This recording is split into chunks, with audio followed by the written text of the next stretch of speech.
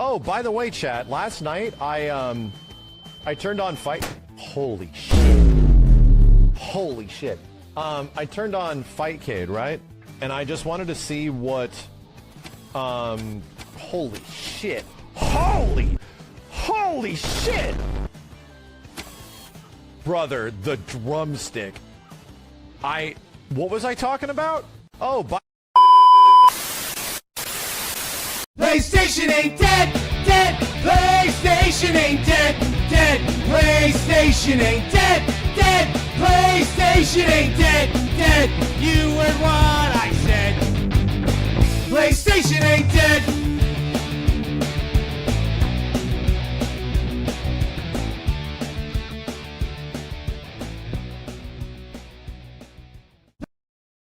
Hello! What up?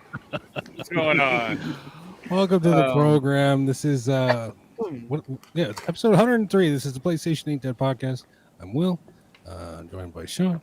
What's going on? That's Reggie. And below me is our guest this evening, Clayton Morris. Welcome, Clayton. What's up, guys? Welcome to the What's program. up, guys? Do you go by Clayton or Clay or Clayton, yeah. Just my parents used to get pissed like when they named me after somebody specifically, and they used to get frustrated with like teachers who were like, "Hey, Clay," and they're like, no, his name is Clayton. So yeah, I just always it always stuck, you know. Yeah, I get it. James's name is James, but anyone calls him Jim or Jimmy, he gets all twitchy. So I totally get it. Just be thankful your name isn't like Bocephus or something. You know, I was like, don't call my son Bo. Bocetas. I would want to go by Bo if it was Bocetas. That's for sure.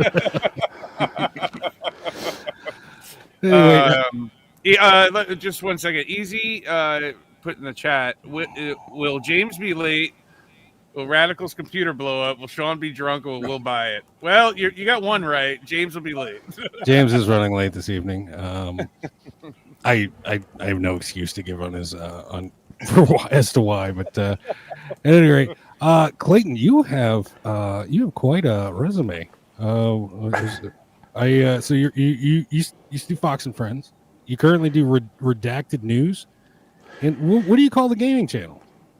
Just Clayton Morris. So this is like my gaming channel is just is like my escape from all the craziness. My main channel is Redacted News and cover the crazy world that we live in on a regular basis, which is crazier by the day.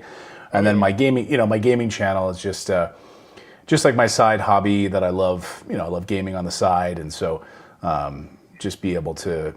And I love being able to talk about it too. That's the thing. It's like play games like in solitude, but I love being able to just talk about it with friends and the audience and all that. So yeah, it's just Clayton Morris. It's just the gaming channel, just generically named. Yeah, I gotta say, watching your channel, I mean the way you describe things and your takes on games and when it takes all of my thoughts and actually puts them into real words. Because I sit there and I'm like, that's exactly how I'd want to say it, but I can't say it as eloquently as that. Yeah, man, I really love your takes on like physical media, like how it should be proper and how you go through the explaining it to people.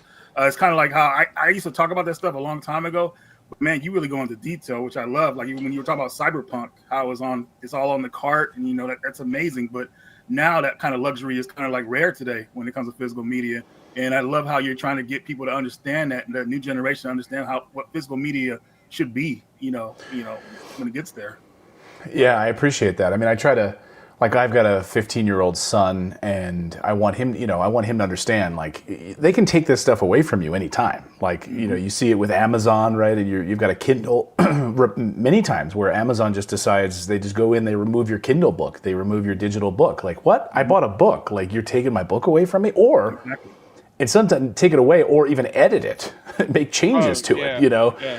And I can't stand that stuff. And so, yeah, I mean, God knows what the frontier that we're in right now with Nintendo and what games are going to be on a cartridge and all of that. I mean, that's why I was like happy to support Cyberpunk and CD Projekt Red. Like, hey, you guys are going the extra mile here to get this out at Switch 2 launch fully on the cartridge. And you had a choice. Like, you could have just done a game key card or digital, and so I definitely want to support those companies that are doing that, and I think it's becoming a dying breed, unfortunately. Yeah. Did you cop a Switch 2? Did I what? Did you get a Switch 2? Yeah, I did. Yeah, I got one at launch just because I've always been a fan of Nintendo stuff, and with 3 kids in the house, I thought but mostly I'm the one that plays it, and I just be able to talk about it. And I'm a tech guy. When I was at Fox News, I was like their tech guy as well. So I did Fox and Friends, but they're like, hey, we don't have a tech guy. I'm like, I'll do it. I love it. I'll go out to Apple events and, go to a Steve Jobs event. I'll go to a Google launch event. I'll do all that because I love it and be able to cover it from a journalist perspective. So, any kind of new gadgets coming out, I'm excited about, Right. Yeah, I think I said last week, I finally have to, I've been holding off on buying the Switch 2, because there really isn't anything Your mic went low, John. Hayden, Sean. Really, that really hasn't been grabbing me. And finally, last Hyrule Warriors came out. I realized it's not going to be a Switch 1 release, and I said, "Crap, I'm going to have to buy Switch 2 now." So. Yeah, I felt that way too. Like I was playing, at launch, I played Mario Kart for a while, not too much. I'm like, okay. Then I jumped off of that. Then I jumped into Cyberpunk, a third-party title, and I played the heck out of it. I nearly 100%ed that thing.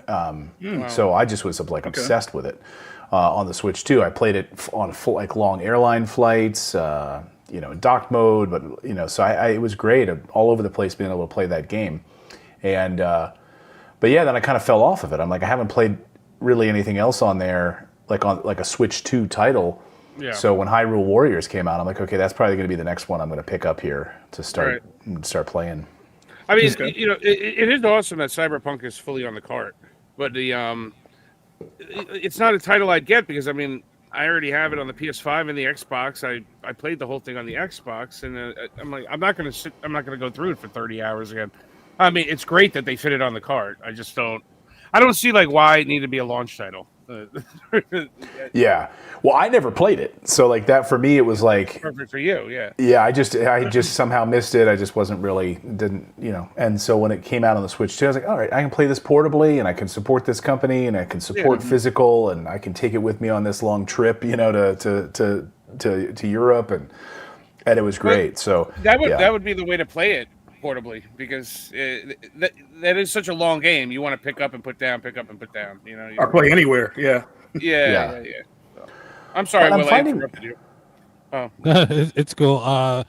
This came in the chat. I think Clayton recently bought a 2K or 12K price game at a convention. I forgot who was streaming it. No. We were joking. So Johnny and I were walking around the convention in Pasadena, and we were joking. We saw I would never buy a game for $12,000. My cap would be $11,000. No, we saw. I forget what game that was.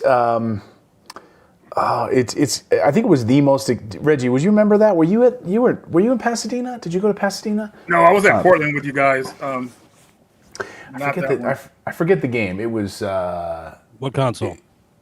Oh man, I think it was a TurboGrafx. Actually, you're talking about a shooting game? A shoot 'em up game. It's called what's it? Magical Chase. Magical Chase, was that one?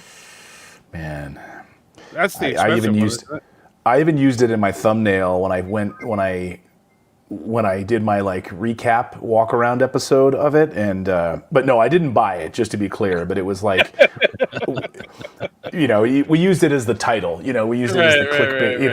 No, I found the most expensive video game, or it was something like that. So I think what is the most money you spend on what single title, Clayton? I think. Well, I'll show it. I'll show it later in my pickups, but. All right. It's a Nintendo 64 game. It's probably, it's actually over there. So no, I'm not going to show it right now because it's an older pickup. I actually got it in Pasadena, and it's a Spider-Man for N64. So I got it over there. So that's probably the most I've spent on a pickup. I think. I don't think I've gone deeper than that, deeper dark hole than that. What do you chase anyway, Clayton? I mean, What's in your collection? How many different consoles are we talking about? You're currently collecting. So, I had a big gaming gap of like 15 years. I think I just was so focused on my career and everything that I just kind of fell off of like heavy gaming kind of. And it's weird because I was really covering a lot of it when I was at Fox. So like really like around the Wii through that period. So I really missed like the PS3 totally. I had the PS1, I had the PS2, loved it, played the hell out of it. But I missed like the PS3 era. Mm-hmm. And so I had like a big gap in my gaming knowledge, which has been kind of what I've been collecting. So I've been buying, I got like a lot of PS3 games. So I never played a PS3 game. Right. And I just started like collecting for that and started, I just finished BioShock a few weeks ago and played that for the very first time. And on the PS3, like didn't play another version of it, even though it came out on Xbox. But, so I've been, that's kind of the stuff that I've been going through is picking up the titles that like everyone talks about, but I never got a chance to play. Yeah. It's great going back to those PS3 titles. Yeah, the seventh generation was a really fun generation of gaming, and it's collectible now where it's not expensive, like anybody can start a PS3 360 collection and really not break the bank, thankfully. Of course, that was the era that started downloadable content, but they were kind of testing the waters to see what they could kind of get away with certain stuff. Yeah. I don't think we were quite getting games not on disc at that time, but there were a lot of I guess what I've learned too on the PS3, I guess from what I've learned is that like there's quite a few games that had a lot of patches. So, that's the era of like the patches. I think that's like where, really, and I love that having full games on the disc, but that's the era when they can just start throwing all these patches at you, and I can't stand that stuff. I still can't stand it. Yeah, the PS3 was like notorious for like you put a game in. And you're ready to play it, right? But it'll start this long patch, and it will take almost like sometimes 15, 20 minutes sometimes. It will take you out of the vibe of playing the game because you're ready to play now. Yeah. And I just remember how the PS3 had a problem with like how long it took to load these patches up. It was so crazy. One of the worst experiences I had was I wanted to play Beyond, and I have a Super Slim. So I had 2 copies of Beyond. And they both didn't work. And I'm like, what the fuck is going on here?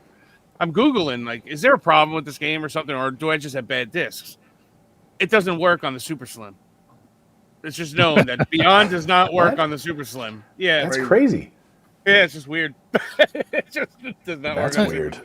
That's the thing about PS3 games. I mean, if you got a pile of them sitting on your shelf and you haven't played them yet, you get them in your console now because if you get them in too late, you don't know when that patch is going to disappear. The day one patches, so you're left with a useless. I did that for the Wii U. Like when I went for the complete Wii U set, I got like a 2 terabyte hard drive. Every game I had for the whole collection, I updated whether I'm going to play it or not, and everything's on the hard drive, and we're good to go. But that's smart. I haven't thought to do that. So you're saying just grab them off the shelf, throw them in there, and just start loading them up. Yeah, some of them, a lot of them will need patches or whatever like that. You want to get those games ready to go. So when you do have time, sit down and ready to play them, you want to deal with any hiccups or anything that'll kind of throw you off from playing it at the time you're ready. Yeah. It's going to be grueling, but I did it. I did it. The Super about 10 games a day. It's the worst model, and I would agree with that flappy thing. Chris is wrong. That thing's awesome. What kind of PS3 do you? What PS3 model are you rocking, Clayton? I have the one that has the cheese grater top to it. What is that one? Where the slides open? That's the Super. Yeah. Well, that's the Super Slim? You can't play Beyond then. Shit. So I got that one because it's just like fewer moving parts, so you don't have a door that's sliding out or the retractable thing. So I just wanted one that could I personally like that one the best because that's the one that has the largest hard drive inside of it, so you can fit. It's 500, I think. So yeah. Anybody that says it's a piece of shit, you guys suck. You're stupid. You're clueless. Question from the size. What's the rarest game in your collection, Clayton? Rarest game in my collection. Oh my god. Who can define rare? Well, let's move over to high dollar game. $5. shit. Now you got me. We know these games go up in value. You can buy them cheap, and next thing you know, they're like 5 times as much. Yeah, I don't have I guess like probably Mega Man, like pretty much like a mint complete in box Mega Man, Mega Man 1. I would probably think that's pretty nice. That's a nice dollar game. Yeah, definitely. Yeah.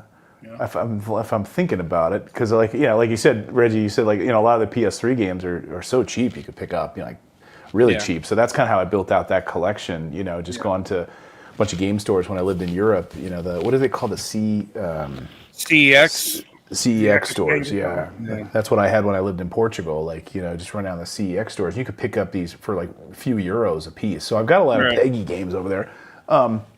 Yeah, Rarest though might have to be like I have to go through my Switch library. I've got a bunch of like import Japanese titles and things like that in my Switch collection. Honestly, the Switch collection has become my favorite. I think just because it's just such an incredible library and JRPGs, RPG, like just such incredible shooters. All of them. I love it. And the amount of imports, Sorry, Reggie, go for it. Now, I wanted to ask you, what got you into gaming? Like, what age did you start gaming at? My dad brought Pong home. He brought like the Pong console home. You're aging yourself.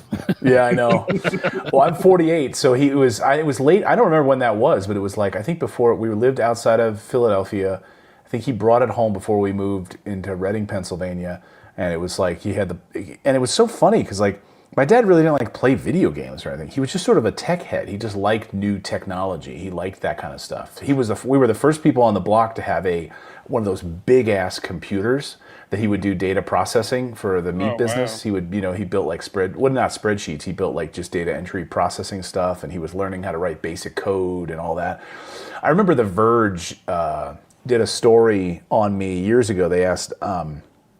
It was like a column called like Growing Up Geek or something like that they used to do, and they just would like interview people in the media or things that had like their story of being a geek and growing up. And I talked about like sitting on my dad's lap while he was like learning basic code on this giant ass screen. And we got robbed one night. We took my grandmother home to her apartment, and in the 10 minutes we were gone taking her home, we came back and my dad's like, "Why is the light on? What's going on?" And we noticed that like someone had smashed in the back door through our backyard. And the first thing he did like was run into the computer room because we were like the only ones with a computer in the neighborhood. And but the thing was so heavy that there's no way like robbers wanted to carry that thing down the street. It's like gigantic. Like yeah. It was either that or the huge or the huge television. That was the television. So yeah, it was that. Yeah, no, it was that Pong and like getting the Atari 2600 as a kid and being obsessed with that. And just all the way up through. Right on. Yeah, Atari 2600 is where I cut my teeth, and then big gap until the NES. Yeah. No Intellivision for me. No, my friend had what was it, Intellivision or ColecoVision that had the game Mousetrap, and I think it had the spin wheel. Was that Intellivision? I have Mousetrap. They were more gimmicky, so it probably was them. I have Mousetrap for the Intellivision, so I've got to say yes. Yeah. Dude, You never told me you had it. Wow. I always wanted the ColecoVision. I watched the commercials on TV. I'm like, oh my god, it looks just like the arcade. I gotta have it, but no. My household stopped with the 2600, and I used to go over to my friend's house and play the NES, and that's. Mousetrap could have been on like all three of them too. I'm trying to remember. Yeah, I think you're right. I think I looked up recently, and I think it might have been just released across platform because I don't know if you saw the new Intellivision is rolling out. It's like a mini. Yeah, the Intellivision Mini or whatever. It's got the old style controller, and I think I don't know if it comes loaded with a bunch of stuff, but I think it does. Yeah, I think Mousetrap is on there actually. That's pretty cool. I'm looking at my Intellivision right now. I love that thing, man. So that's like one of the best consoles. 16-bit guys, first 16-bit console. My friend had one. I would go over to his house and play it. He's the one that got the NES, and play Mario Brothers over there all the time. Yeah. And I was begging my family, like parents, to get me one for Christmas. And it's so funny, on the 2600, here's how dumb I was.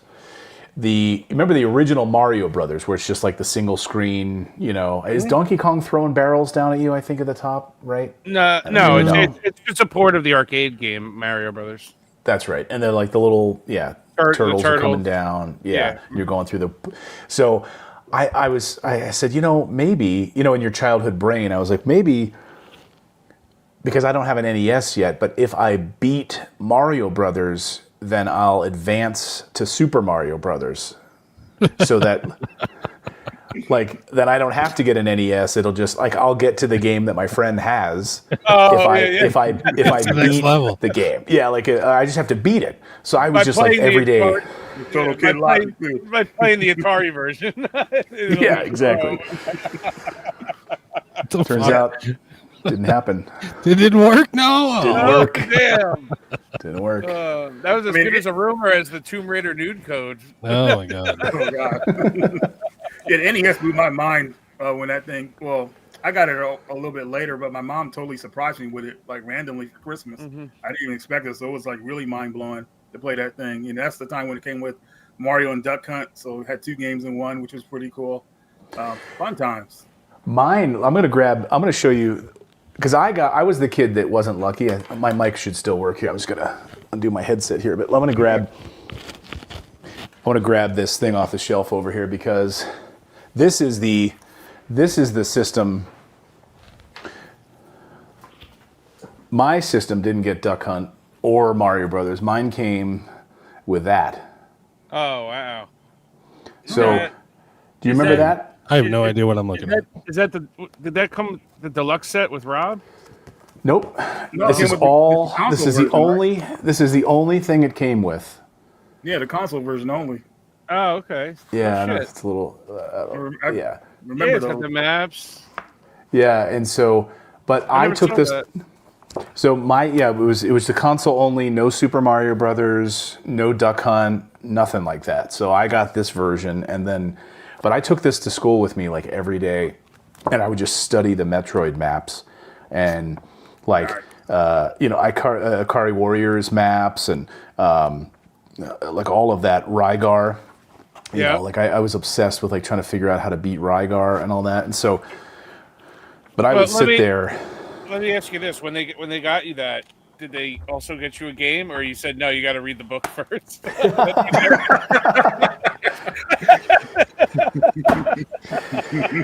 You got to read the full book, and then if you're lucky, we'll get you a game. Yeah, it's funny. I never owned Super Mario Brothers, so I think they got me Metroid, which is the first game I ever beat, and I became obsessed with that. So Metroid, Excite Bike, I think, and Rygar might have been my first batch. Yeah, another good one. Batch of games. Yeah, that's a good first batch, man. Yeah, definitely. Can you ask Clayton if anybody's ever told him that he looked like he could be Jeff Keighley's brother? I'm going to start hosting my own game awards. Yeah, the anti-Keighley awards. Are you stoked for Metroid Prime 4? I am. I think that's probably that'll probably be the next, maybe Hyrule Warriors, but that's the game. December 4th. I'm super stoked for that. That was another game in my gaming. So GameCube, I didn't own a GameCube either. So that's in my huge 15-year whatever gap of heavy gaming. I went back and started playing GameCube games, PS3 games, stuff like that. And so I beat Metroid Prime Remastered for the first time when it got remastered. So I'd never played the original Prime, but I love Metroid, Super Metroid. And Metroid Dread is really the game that got me back into gaming. Yeah, that game is great. Oh, nice. Yeah, that game is great. I almost have the same arc as you, because about after the PS2, I was out of gaming until the Switch came out, and so then I went, then I really started my collection. I got my GameCube and I got the PS3 and all that, and going back to those games fresh. For the first time, they still hold up, and that's what I like about them. I could grab a GameCube game off the shelf and for the first time playing it, which a lot of them I do now, and they really hold up today. So, and I've started like little modest collections, of GameCube stuff. Like I have just I think I only have like 10, and I really wanted, like, I'm like, all right, I'm going to buy a GameCube used. Got a nice GameCube, the purple one, and just started like collecting like a few GameCube games, just like, and just trying to keep like a little modest collection and kind of go through those and really curated, not just going crazy, throwing any kind of crap in there. Just, I want like something curated, Yeah. Yeah. No Cubivore for you. No. But I'm glad, this is crazy. When I lived in Europe, I bought Path of Radiance. And I ordered it, and I ordered it from a guy on eBay, and then it just never arrived. And that's probably the one I spent the most money on, and it never arrived. And I had to do somehow he mailed it, and then the Portuguese mail infrastructure was awful, and it just got lost. And it was a mint, like, complete inbox copy, and it just disappeared. Oh man, that's a great game as well. It's a bummer. Common eBay scam. Are they send this shit to you, but they send it to a different address. It never shows up. And then they wait. Hey, look! It says it's arrived, and Will knows all the tricks. Oh yeah, because me, I'm out here scamming on eBay every day of the week. Yeah, I was looking at one of the stories that you were gonna talk about tonight, about that one, that Poopslinger. Yeah. Poopslinger. Yeah. We'll definitely cover that in the news here a little bit later. Clayton, you got a white whale? You got a game you're hunting for that you can't find? Something you want to top of your wants to gets list? White whale. I somehow lost or don't have my my box and my sort of complete inbox of Metroid, the Metroid 1. And so I've got the cart, which still has my save file on it, but somehow in the move and my parents' move and all of that, I don't have the complete inbox copy of Metroid. And it's to me, Metroid is my favorite of all time. So having that on my shelf, having a nice complete inbox copy of Metroid, I might pull the trigger at one point and spend a few. Have you played Metroid Zero yet? I haven't done Metroid Zero. Oh man, you got to play that one. And that's the remake of Metroid, right? Everyone's saying, that you got to play that. You got to play that. I was going to think, because my son was asking about it. I'm like, I think that's, rather than having him play the original, I think maybe Metroid Zero is a better place, to start. And I want to play it. I've got it. I got it for the Game Boy Advance, sitting right up there, actually, and sitting next to my Metroid Fusion. The silver box or yellow box Metroid? Yeah, silver. I just. Are you a yellow? I'm trying to see it. No, I'm a silver guy. That's the original. Silver to me, that crisp box, and I have a tin, one of those tins up there. It's kind of on my shelf it's like this big of the cover, but I want the original in there. Yeah. Very cool. What is your collecting focus right now? What are you chasing mostly? I've really kind of slowed down because I went kind of crazy. I said thing like kind of catching up on everything, and I was like, I'm just going crazy. I'm going to buy a GameCube. I'm going to start. I bought a Analog Duo, and I started playing TurboGrafx. Played Easebooks 1 and 2. Then I'm buying Ninja Spirit on the TurboGrafx. They're like, okay, that's slow your roll. Right. So now I'm just like way more selective, and I'm just trying to now slow down and maybe just if I want to grab one of those old NES games. And I ordered that analog N64 because I wanted to dive into some, because that was another console I never played. I played it at my friend's house, but I never owned it. So I thought if I'm going to get that, I'll do like a small little curated collection of N64. And so I've been kind of very selective. I only have 2 right now, 2 games in that wheelhouse. So yeah, I like when we were in Pasadena, I think I got got a few really cheap PS3 games and just one N64, but I've just been slowing down because I went kind of crazy. I was like FOMO trying to catch up on stuff, and now I'm just trying to slow down a little bit. You're on the right channel now because we all go through it. Yeah, it's like AA for gamers over here, man. You're running out of shelf space.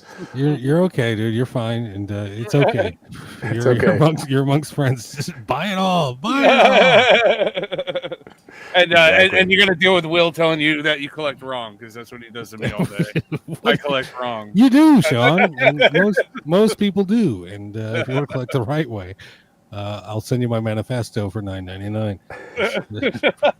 PayPal, friends, and family. I did get excited for Switch 2, and then I kind of got really upset about it. So like Switch 2 full games on a cartridge, and I think that's what I'm kind of collecting now is like Switch 2 games fully on a cartridge. I'll add to the collection. Have a nice little Switch 2 collection growing. I've only got 4 games. System to collect here. Well, Switch in. I'm guessing Switch 2 will be eventually.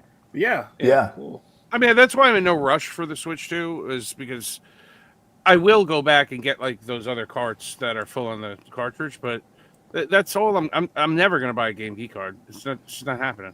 Never ever. Yeah. I've explained it in the past. It's like, all right, I'm anti-digital. I don't like digital, but if I gotta play it on a Game Key card, I would rather buy it digital, so that I don't have to get my ass off the couch and change a cartridge that doesn't have anything on there just to play the game.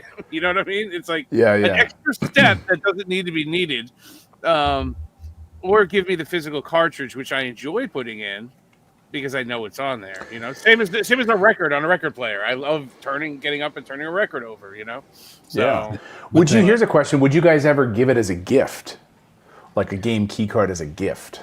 I don't know, man. I feel like it'd be an insult. Like if I gave it to somebody who wasn't really into gaming, maybe it'd be cool because you never know if they could get it. But to a collector like ourselves, like I couldn't do it to you guys. Like I was like, no, it has to be a full game.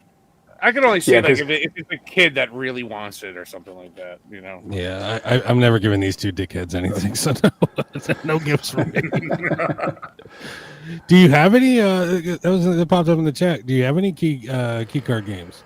No, Chris. 75. No game key cards. I will never buy a game key card. Good man.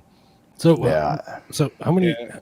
What is Switch 2 up to anyway on games on cart now? It's like 7, 8, 9, 10. Let's see. I actually have a little spreadsheet going. Actually, let me check my spreadsheet.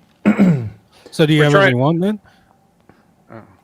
What's that? Do you have every physical game on cart for Switch 2? No.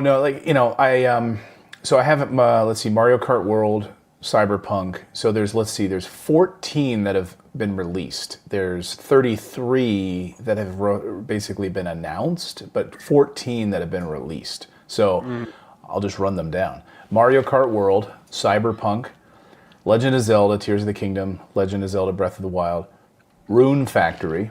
So that's one I picked up. Rune Factory, Guardians of Azuma, Donkey Kong Bonanza, Super Mario Party Jamboree, Story of Seasons, Grand Bazaar, Kirby and the Forgotten Land with that Star-Crossed World DLC thing.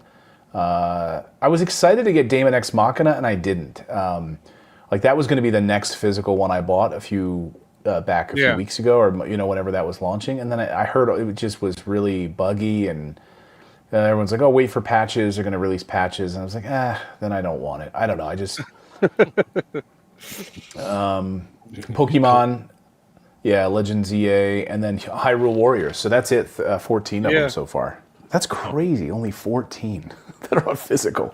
And basically first party, but I mean, Nintendo just announced this week that there's going to be a Pokemon game that's a game key card now.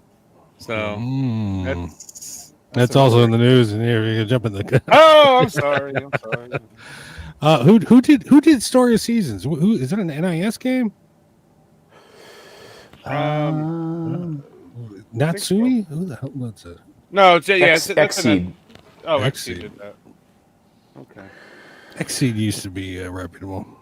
Marvelous, Marvelous thing. You know what? I can't stand speaking of these Switch 2 physicals, is the bottom of the box. Like I really, like it's got that, it has that whole like disclaimer at the bottom, includes the Nintendo Switch game and Nintendo Switch 2 edition upgrade pack. Upgrade pack also available separately for details visit. And it's got this whole thing at the bottom. I can't stand that. It makes everything so confusing. Can I just have the game and play it? Thank you very much. Yeah. So, I was reading that for the Metroid 4 one because I was I've been adamant, like when Metroid 4 comes out, I'll just get the Switch 1 version. But then I was reading that box today for the Switch 2, and it's like, well, this includes the 1 and the 2 in it or something like that. So I was like, oh, no, I'm not going to just buy a Switch 2 copy just to put it in my Switch 1 anyway. So we'll figure it out. What do you think, Clay? Yeah. Sorry, what do you think? Go ahead. Where does physical media end? This generation? Next generation? I think next generation. I think there's all signs are pointing to a PS6 with a drive. Yeah. So you're going to pick up an external drive probably for sure. They're going to charge you whatever $100 or whatever it is for that.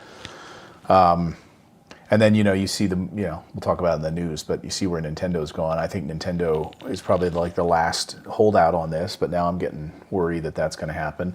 And then you hear from these developers who, like there was a story a few weeks ago for the was a Star Wars Outlaws developers who were talking about, they had an opportunity, could have put full game on the cartridge or download, and because of the load times, it's just not even close. Like having the game on the internal SSD of the Switch 2 is just gonna work way better. Right. So, but again, I think I come back to that. Like, can you just give us like what PlayStation does? Give us the game on the disc. Let us then download it onto your hard drive. That I don't need to rely on the internet for anything unless there's a patch or something. But just it'll take me 20 minutes to like copy it to the hard drive and let me play it that way. Right. So I don't know. I think something's got to change. We'll see what Nintendo does. I'm just really curious about the physical sales though, and these game keycard sales. And I just think that I think they could really be increasing like if they know that they can make a lot more money off of selling games that are fully on a cartridge that I could then burn onto my SSD, they'll do it. So I think if there's low sales on the game keycards, they'll do one of two things. They'll either just get rid of them completely and they'll just be digital games, or, I mean, do you think that they'll make different size options available, like maybe down the road? They have to. Yeah, I mean, it's ridiculous right now. It's totally ridiculous that they don't. That's really hampering developers. And do you guys know how many size options there are on the Switch 1? I think there's 4 or 5. I believe. So that the fact that they have one available, 64 gigabytes for developers, exactly. I mean, what?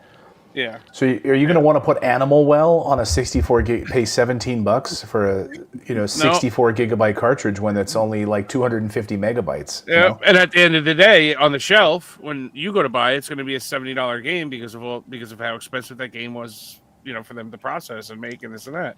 So it doesn't make sense, and that's why these companies are doing the game key cards. Obviously, they can bring the price down on the game, but I see it pointless.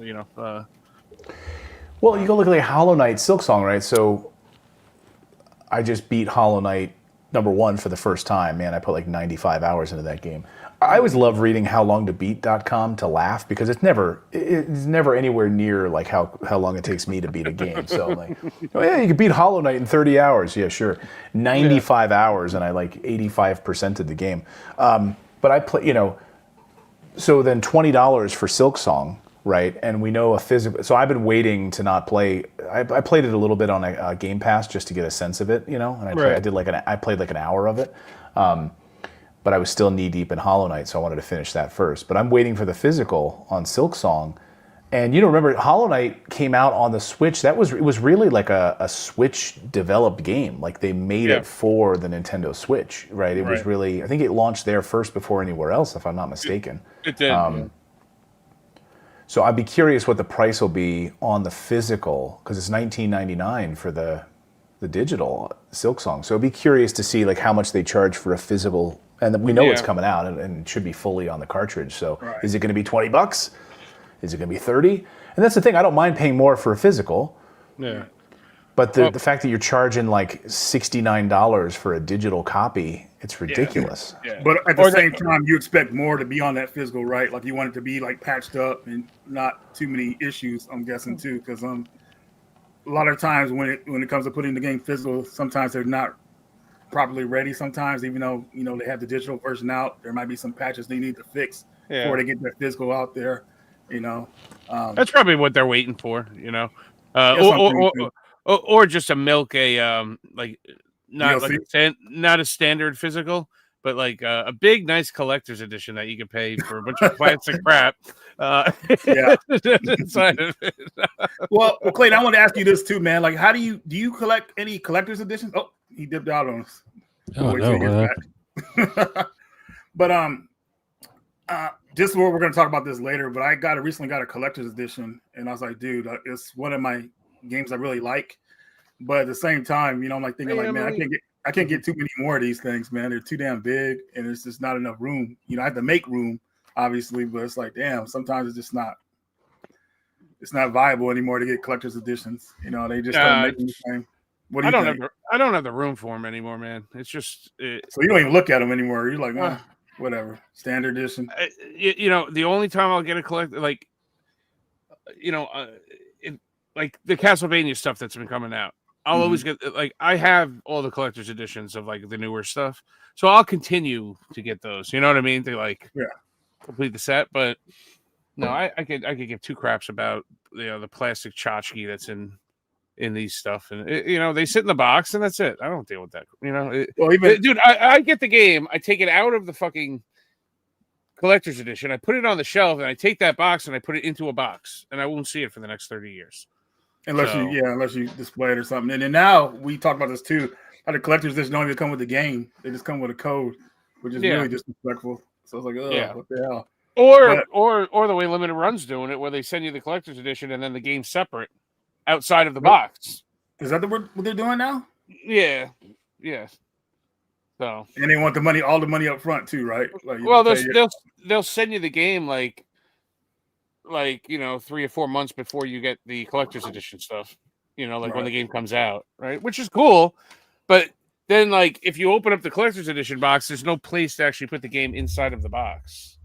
So it's not, it feels like I just bought a box. Okay. Yeah, I just bought a box of crap, Well, that's the same thing happened with that Lunar collection, I believe.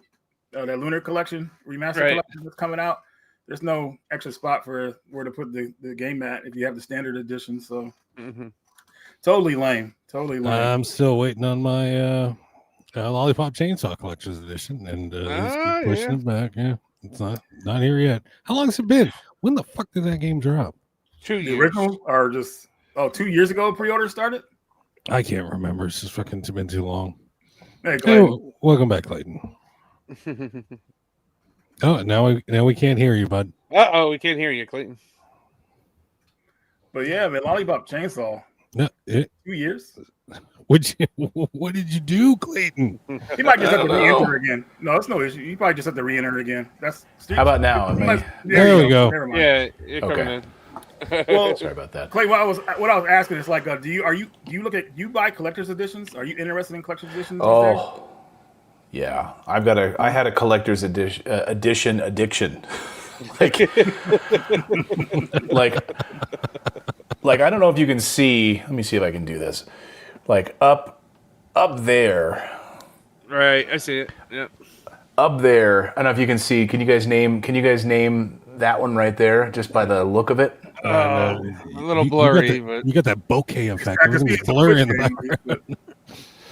Yeah, so that's my little addiction is this one. But I got this whole shelf up here is all ridiculous collector's editions, like Zelda, Tears of the Kingdom.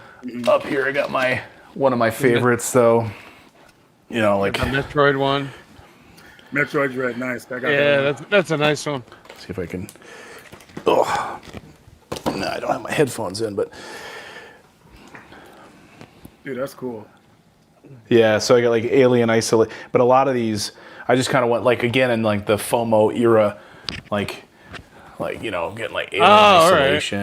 Yeah. So I didn't even know they made a collectors for that. Oh my god! You know what I'm most proud of for it, Clayton? You're keeping it sealed, as you should, as we all should. Keep it sealed, baby. No, the thing is, like I open all of them and then I play them. So like I'm not one that like I've got Unicorn Overlord up there. I waited for that big ass one to arrive before I even started playing it. So I didn't grab the standard edition and Unicorn Overlord. I 100%ed and I waited for that collector's edition to arrive and.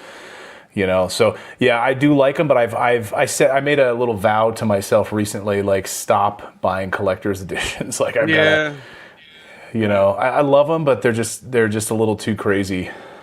Yeah. Unless it's a game I really love, unless it's something like I've loved from childhood, but I'm going to hold off on like stuff I've never played before, like buying a collector's edition of something I've not played or ever. That was my problem. I was buying a lot of stuff that I just never played before, so I got to stop that. Right. I mean, I have a tower of the big box stuff, like the Last of Us or the Samurai Jack one, or Scott Pilgrim. They're all big boxes. I got a tower of them next to my bed. And when I'm sleeping, I'm always like afraid that they're gonna fall over and kill you. It's like it's good you don't live in an earthquake zone. Yeah. Yeah, California, man. Clayton, I wanted to ask you real fast, like Alien Isolation. Did you beat that game? Alien Isolation, I've never played. So this is one of my problems. This is like this. I will crack this open and I will go through all of it and I will play this game. See, that's the thing. Like I have a problem also. Is like I have to beat a game. I can't not beat games. So I don't start games that I'm not going to finish. So while all these other like YouTubers are blowing through games so fast and all this stuff, it's because they really don't play them. It's like I get you. I thought you might have played it like on the PS4 or Xbox, like because that game's been out for like almost 10 years now, right? The thing is, I had. So I probably played a little bit of it years ago, and there's a bunch of games like that I had when I was covering it for Fox News, and I was like. Microsoft was sending me shit like crazy. They would send me the new Kinect. They would send all these games, and I think I'd play them like a little bit, but I was so busy with I didn't dive deeply into them. So a lot of these I've like started playing again, and I'm like, wait a second, I remember this, but I didn't get very far into it. Like Resident Evil 1, I just beat Resident Evil 1 last week for the first time. The original? But I played it. Yeah, the original. Wow. I'm sorry, I did the remake though. I played the remake. The one they released in 2002? Yeah. The Origins collection, but like I played the original back on the PS1 a little bit because I borrowed it from a friend, and so like it all comes back to you like, oh, I remember this. I remember that snake yawn, and like all that kind of stuff. Yeah. Terrifying. Clayton, how deep is the backlog? Oh, it's deep. Well, I'm like Sean, right? I had like a 15-year gap of like not playing games. This is all PS3, all backlog. I've probably played like 5 of them, but they're all there, ready to go when I want to go. Yeah. Get them while they're $5. Like throw them on the shelf. They're good idea. Yeah, well, man. That's why I get jealous of like Reggie, man. Like. Because like you guys didn't have a huge gap in gaming. Like I was saying, I'm jealous of Reggie. Like you got this like continuous story of like playing awesome games, and I'm like, man, everyone's talking about Hollow Knight. I bet I want to go play this finally before Silksong comes out. And it was kind of crazy too because I only stuck to PlayStation stuff at a certain period, and then I think it was around 2011 they had made an announcement about a prototype system, and which was the Retron 5. Saying they could play like all these retro games or whatever like that. So I said, cool, this is really awesome. So let me collect the best games for these systems because I'm pretty sure there's a bunch I like. And they were so cheap at the time that it was just a collecting thing almost. Like almost every other day we were going out like hunting games because they were dirt. And next thing you know, you got this big collection of games. And luckily I got it for like super cheap, which was awesome. I mean, those days are over now, but that's how I built a lot of my collection outside of PlayStation. And I always go for stuff I really like, so. Sorry. Well, Reggie, you were hitting a lot of like Game Boy Advance stuff. His computer died. Yes. Uh-oh. Can you guys still hear me? Yeah, we hear you. Yeah, we can hear you. Sorry about that. Yeah, Game Boy Advance. Oh my god, dude, that is probably my favorite portable system of all time. It always goes back between that and the PSP, but I gotta say Game Boy Advance is amazing. But it's like a 32-bit Super Nintendo. Like a lot of people don't even realize that, dude. Like you could do a lot of stuff on the Game Boy Advance. I got this Resident Evil 2 prototype on there, and it shows how that would run on the Game Boy Advance, and it's like pretty amazing. Wow. But I started my Game Boy Advance collection pretty early when nobody was looking at it. Everybody was looking at Nintendo and Genesis and stuff, and I was just going for Game Boy stuff because nobody cared about it. And luckily, I got a lot of that stuff for super cheap, and I built my collection, in-box collection, thankfully, of a lot of classics that I love. So, yeah, Game Boy Advance is an amazing system that I just, man, dear to my heart. Well, I got to be honest with you. You were kind of my catalyst. I blame you for deep diving because I never had a Game Boy Advance, but man, I loved my Game Boy, my original Game Boy. You know, in my bed, I would sit there when my parents thought I was in bed. I'd be playing, what Mario Land, Super Mario Land. Yeah, basically by flashlight, you know, and because I never had the little light, you know, or like Mario Tennis, Tetris, you know, on my original Game Boy, and was it Kid Icarus? Kid Icarus.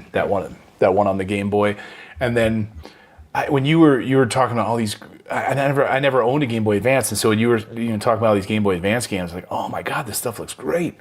Yeah. So I started building out like a little modest Game Boy Advance collection to be able to play on the analog pocket. So I loved playing stuff on that beautiful screen and so forth. So that's a great system. You know. Yeah. I have to admit, I did enjoy my Game Boy Advance. It's right. Well, I think I was with you. Well, it's our go ahead. I think Reggie. I was. What was that Portland when you got? No, now you're coming in and out, Reggie. All right, guys. Reggie's having some technical difficulties. Let's go ahead, guys. Let's get this out of the way. This is the news.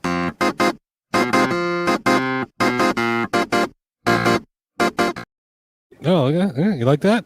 Yeah, I'm the producer of this bullshit. Welcome to the program. Well, looking for a job, Clayton. See that? Love it. Hold on, where is it here? All right. Well, it didn't take long at all. Nintendo has all but announced their first party keycard game for Switch 2, Pokemon Poke dropping on March 5th next year. Now, they haven't come out and said it's going to be a key card, but they, in their latest, in a recent video, they illustrated the differences between a full-on cart game and a key card games. Poke was featured as a key card example. I'm going to guess they may be testing the waters to see what kind of feedback they get. Right about now, I'm going to use my future seeing powers and. They're gonna get shit on, and there you go. Good job, Nintendo. Well, there you go. Clayton has exit the building.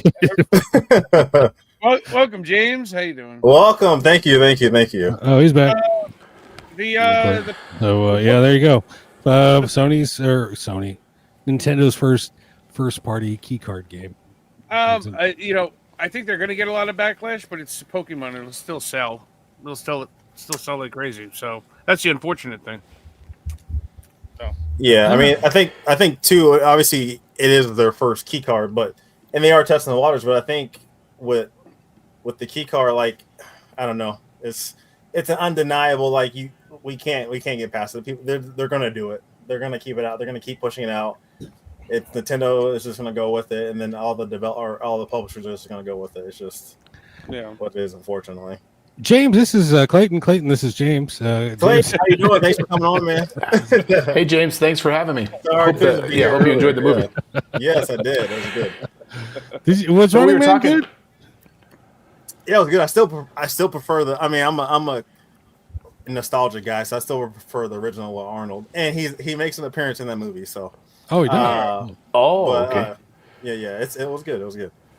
Nice. Or Poco. Any thoughts on the on what'll happen with the Pokemon game key card? What do we got on that? Well, I agree with you, Sean, which is that, it's going to sell like anyway. I don't know that the key card itself will sell. The game will sell. I don't know like what kind of backlash there'll be against the game. The game will sell. I don't know how many people will care to get a key card for it or not. But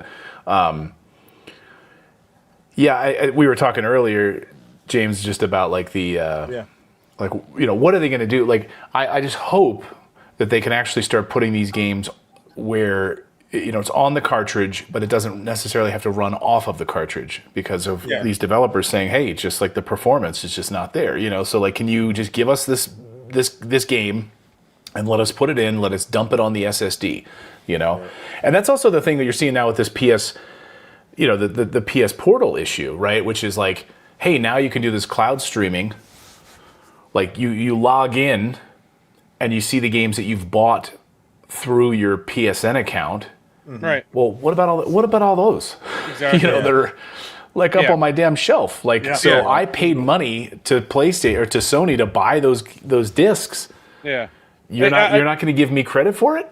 No, in this world, I mean, I guess they would have to figure out how to make that an anti-piracy situation. But it makes no sense to me why you can't buy a disc, use it one time to download, and then never you have to use that disc again.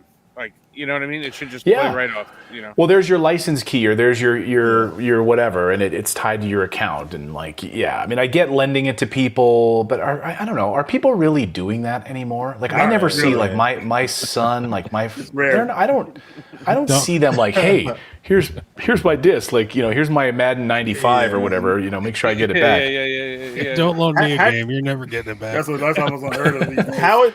How would you guys feel about that? It comes back with Sharpie all over it. And... How would you guys? What I wanted to do? Oh, sorry, James. No, you're good. How would you guys feel about that? Like, so if Sony could make it, or Xbox, anybody can make it, where if you have a physical disc, that disc is locked to your system, would you guys be okay with that? Knowing that you can't sell it. I don't think so, because I like having the option of it. That's a good point. Then you wouldn't ever be able to sell it. It'd be like a locked. And then imagine how much confusion that would create, like in the resale market. You go to a convention and you'd be like, how many of these games, like if I got them home, you'd have to almost have everyone testing them right there in front of you to prove. Yeah, and everyone would have to, and that's the thing. I mean, that's the hurdle that, Sony or Xbox would have to get over and figure out is how to deal with the piracy situation of that. I don't know. It's maybe the game is good on your console for 60 days or something, or a time limit, and then you got to put it back in. Maybe you got to put it back in. Well, it makes sense. That'd be good preparation if you were taking a trip or something like that. You put the game in, right? Boom, boom, boom, boom, and you could stream it from home, as is on the PlayStation Portal. And I think that's the only the only solution. You got to have the disc in the console ready to play. And then you can play it, but otherwise, no. But you're stuck there's no way to police it. There's no way to police that. So there's no way around it. I like my time limit thing. Every 60 days, if you're still playing the game, you got to pop it back in. You got to renew it. Yeah, I like that one too. Right, but that just sucks on the PlayStation Portal. Like, that's the first time where you're like, oh, maybe it's not good to have physical games then, right? Like, if you're going to be able to, you're now like a lower class citizen, basically. You're like steerage in the Titanic, basically. You're like, Clayton, I felt the same way with the rewards program, the PlayStation Stars rewards program. Oh yeah. None of my physical games. I have almost a complete set of PS5. None of my physical games I got points for on the PlayStation Stars. Holy smokes! Yeah. Wait a minute, you have almost a complete PS5 set? Holy shit. You're going for a full set.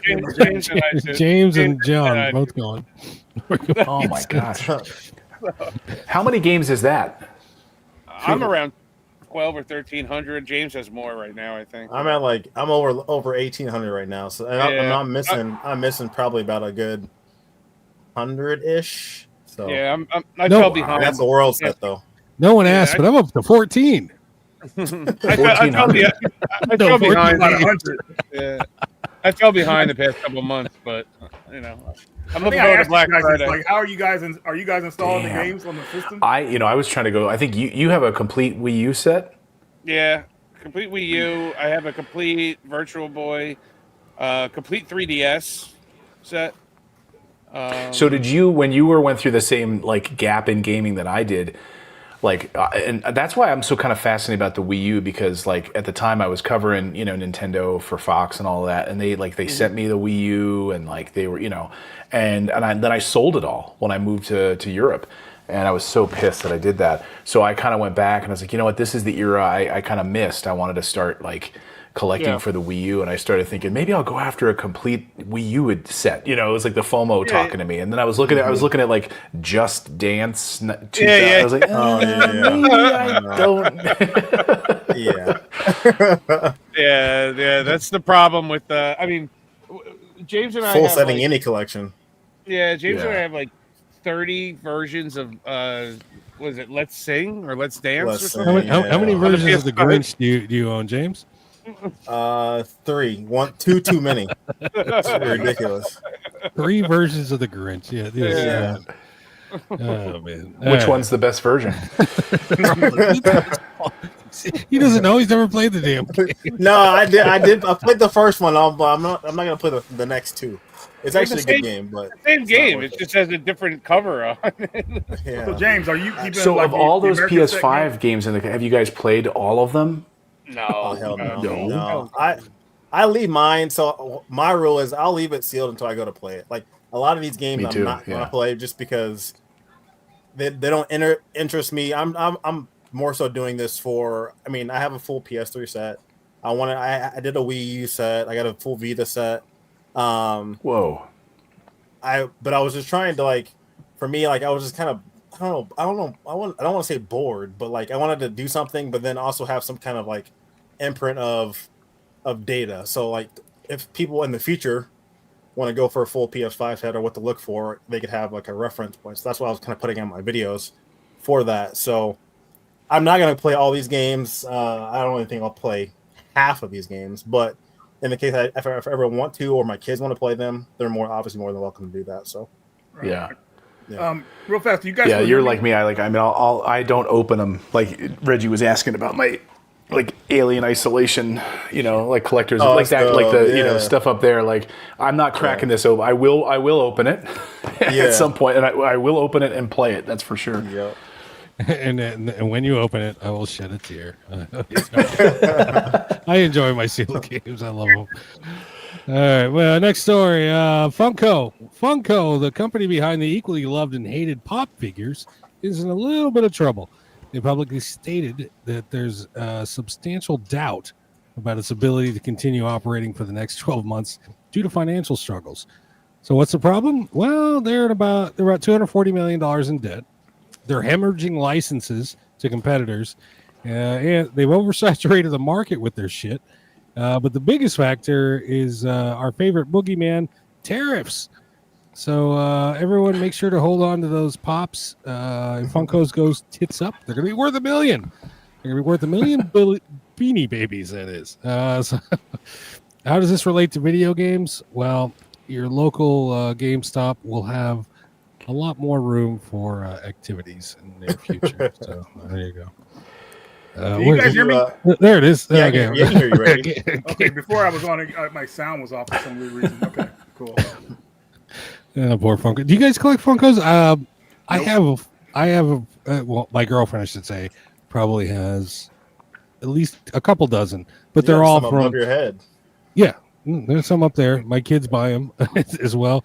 There's some Pokemon ones right there. Yeah, because I do like the Pokemons, but usually she only buys the pops for the licenses she likes. So we got a bunch of Game of Thrones pops, for example. She's got just about every Harley Quinn pop, for example, and so on and so forth. But a couple horror pops. But do you guys have any pops in your collection or on your shelves? Yeah, I got a few. I'm a big Simpsons fan, so I got some Simpsons Treehouse of Horror. I was going for like the horror. I have like Freddy and Jason pops and stuff like that. But like not like I know Pappas has a lot. I think he has a didn't he when he was on he had Pappas. a huge video. Yeah, Pappas. Yeah, Pappas had a lot of pops. I don't know. Like there's people I see people now at least locally that have like huge collection that they're getting rid of, and some are valuable. Some like the vaulted ones you can get or the con exclusives you can get. They're expensive, but I can see. I don't know. I don't see why the sales are down. Maybe it's tariffs. Maybe it's just people getting out of the fad has ran its course. I don't know for sure. They might have went too hard, and then it's just like people are moving on. They've oversaturated the market. This is just, there's like they've landfilled pops on their own without even being. It's just crazy. It's just too many out there. Yeah, I think that's right. I think it's like because whenever I go to like Walmart or like Best Buy, they've got that section and it's just like shoved in a corner in the back, and I don't ever see anyone in there. Like, look at it. That's all like dusty stuff back there. You got some Stranger Things stuff shoved back in there, and like Funko Pops. I wouldn't mind getting like Metal Gear Solid or something like that, like a Snake one. Like, but I don't own any of them. My son, I think, like wanted like a Mandalorian one or something, but he might actually have one of those. But that's about it. So yeah, I don't know. Like, I think it's just oversaturated, and it just instead of it being like a fun sort of scarcity item or like unique. Now it's just like, oh, anything you can think of. Like, leave it to Beaver, probably. Who the hell knows? They got everything. Oh, well, tariffs are the new excuse. I think every time someone pops in and out of the StreamYard is when I can't hear Reggie for some reason. It's like, Reggie, say something. Yeah, Reggie. Yeah, you guys. I think you guys could hear me now, but before when I popped in, nobody could hear me. Can you hear him, Clayton? Yeah. No, so I can't hear him. I think that's like when someone pops out, it's like then I can't hear Reggie. So I'm going to pop out real quick and come in 2 seconds. Very weird. All right. Well, tariffs are the new excuse, or is the new excuse from the COVID excuse. You can't use the COVID excuse for shipping anymore, so tariffs are the new excuse. Tariffs haven't affected me. I'm fine. I buy my shit. It totally is but they're made overseas, though. Yeah, but it's overseas. It's not an excuse. It is an excuse because they're having poor sales because of the oversaturation, and they know that they're losing money. So they got to come up with some excuse. They can't say, "Hey, nobody's buying our shit. Let's just blame it on tariffs." Because are they really being creative though? Like usually when you're having good sales for something, you got to keep creating something that brings people in, and they're just doing the same stuff where it's just generic. Maybe that's why they're dying off. Mm-hmm. Crap. Companies die off. Yeah. I work in somebody's basement this is a hovel of a basement and dirt floor, everything, but I can barely walk in it because it is filled to the ceiling with like Rubbermaids of fucking pops, the whole fucking basement. And I got to go over to the boiler and work on the boiler, that's the only spot that I can stand. But fucking talk about addiction. Every square footage of the basement of that house is filled to the top with fucking pops. Are they sealed in box? Yes. Then that's perfect. That's perfectly acceptable. Perfectly acceptable. As long as my girlfriend opens them and it drives me nuts. Back to your opening thing that you said before. I open everything, so I wanted to run back in here and say I open everything day one. If I don't open it day one, I'll get regret. Like if I wait 3 months to open it, I'll be like, it's been sealed this long. So when it comes in the mail, it gets torn open. Although today you'll see a bunch of sealed games that are my pickups because I've been working too much this week. So. Sealed, John. I open things. I don't. It hurts. It hurts in my heart and my soul, but I do open things. I'm drinking Budweiser OG. Oh yes. So someone asked in the question in the chats, "What is Sean drinking?" All right, guys. Next, what's the next story here? Some businesses just fail when the business model no longer works. Fair enough. There you go. Emily is here. Hey, Emily. How are you doing, Emily? She came on right as you blinked out the first time. You guys ever? Soviet man, I did open a sealed Poopslinger. I did. And it still hurts me to this day. Y'all ever hear about a little game called Poopslinger? You hear about this game? I only heard about it today. Speaking of Poopslinger. Ever wonder where the seemingly endless supply of what is supposed to be the rarest PS4 title comes from? It's always available on eBay. It's always there for you guys to buy. Well, PlayStation Ain't Dead's crack news team has been on the case. Our anonymous West Coast boots on the ground just might have discovered the answer. Now, allegedly, I'm saying allegedly to cover my ass legally. Allegedly, Limited Run Doug has been trickling out Poopslingers for years. Poopslinger was infamously sold by Limited Rare Games, but not the Limited Rare Games of today that you and I all know and love. Poopslinger comes to us as an April Fool's joke perpetrated by Limited Run Games under the name Limited Rare in the long ago time. And the reason there's always a steady supply of Poopslingers on eBay is because good old Limited Run Doug is sitting on an unknown number of them. He undoubtedly smuggled them out one piece at a time.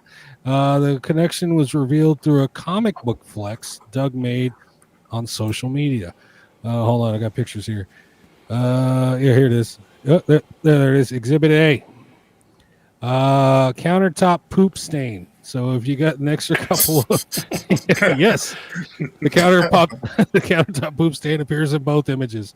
So if you got an extra couple grand burning a hole in your pocket, head on down to Limited Run Doug's and Limited Poopslinger Supply House on eBay, where the game is a dime a dozen, but the price isn't. How much did you pay for your Poopslinger, Sean? I think 1,200. Oh my god, that hurts my head. Are you serious? Holy smokes! Something like that. And they're still going. Like he's selling them still for that same $1,400. It's crazy. Right. I'm looking. I'm looking on eBay right now. It's one of them is $3,999 in a what do they call it? One of the ratings cases. The Graded.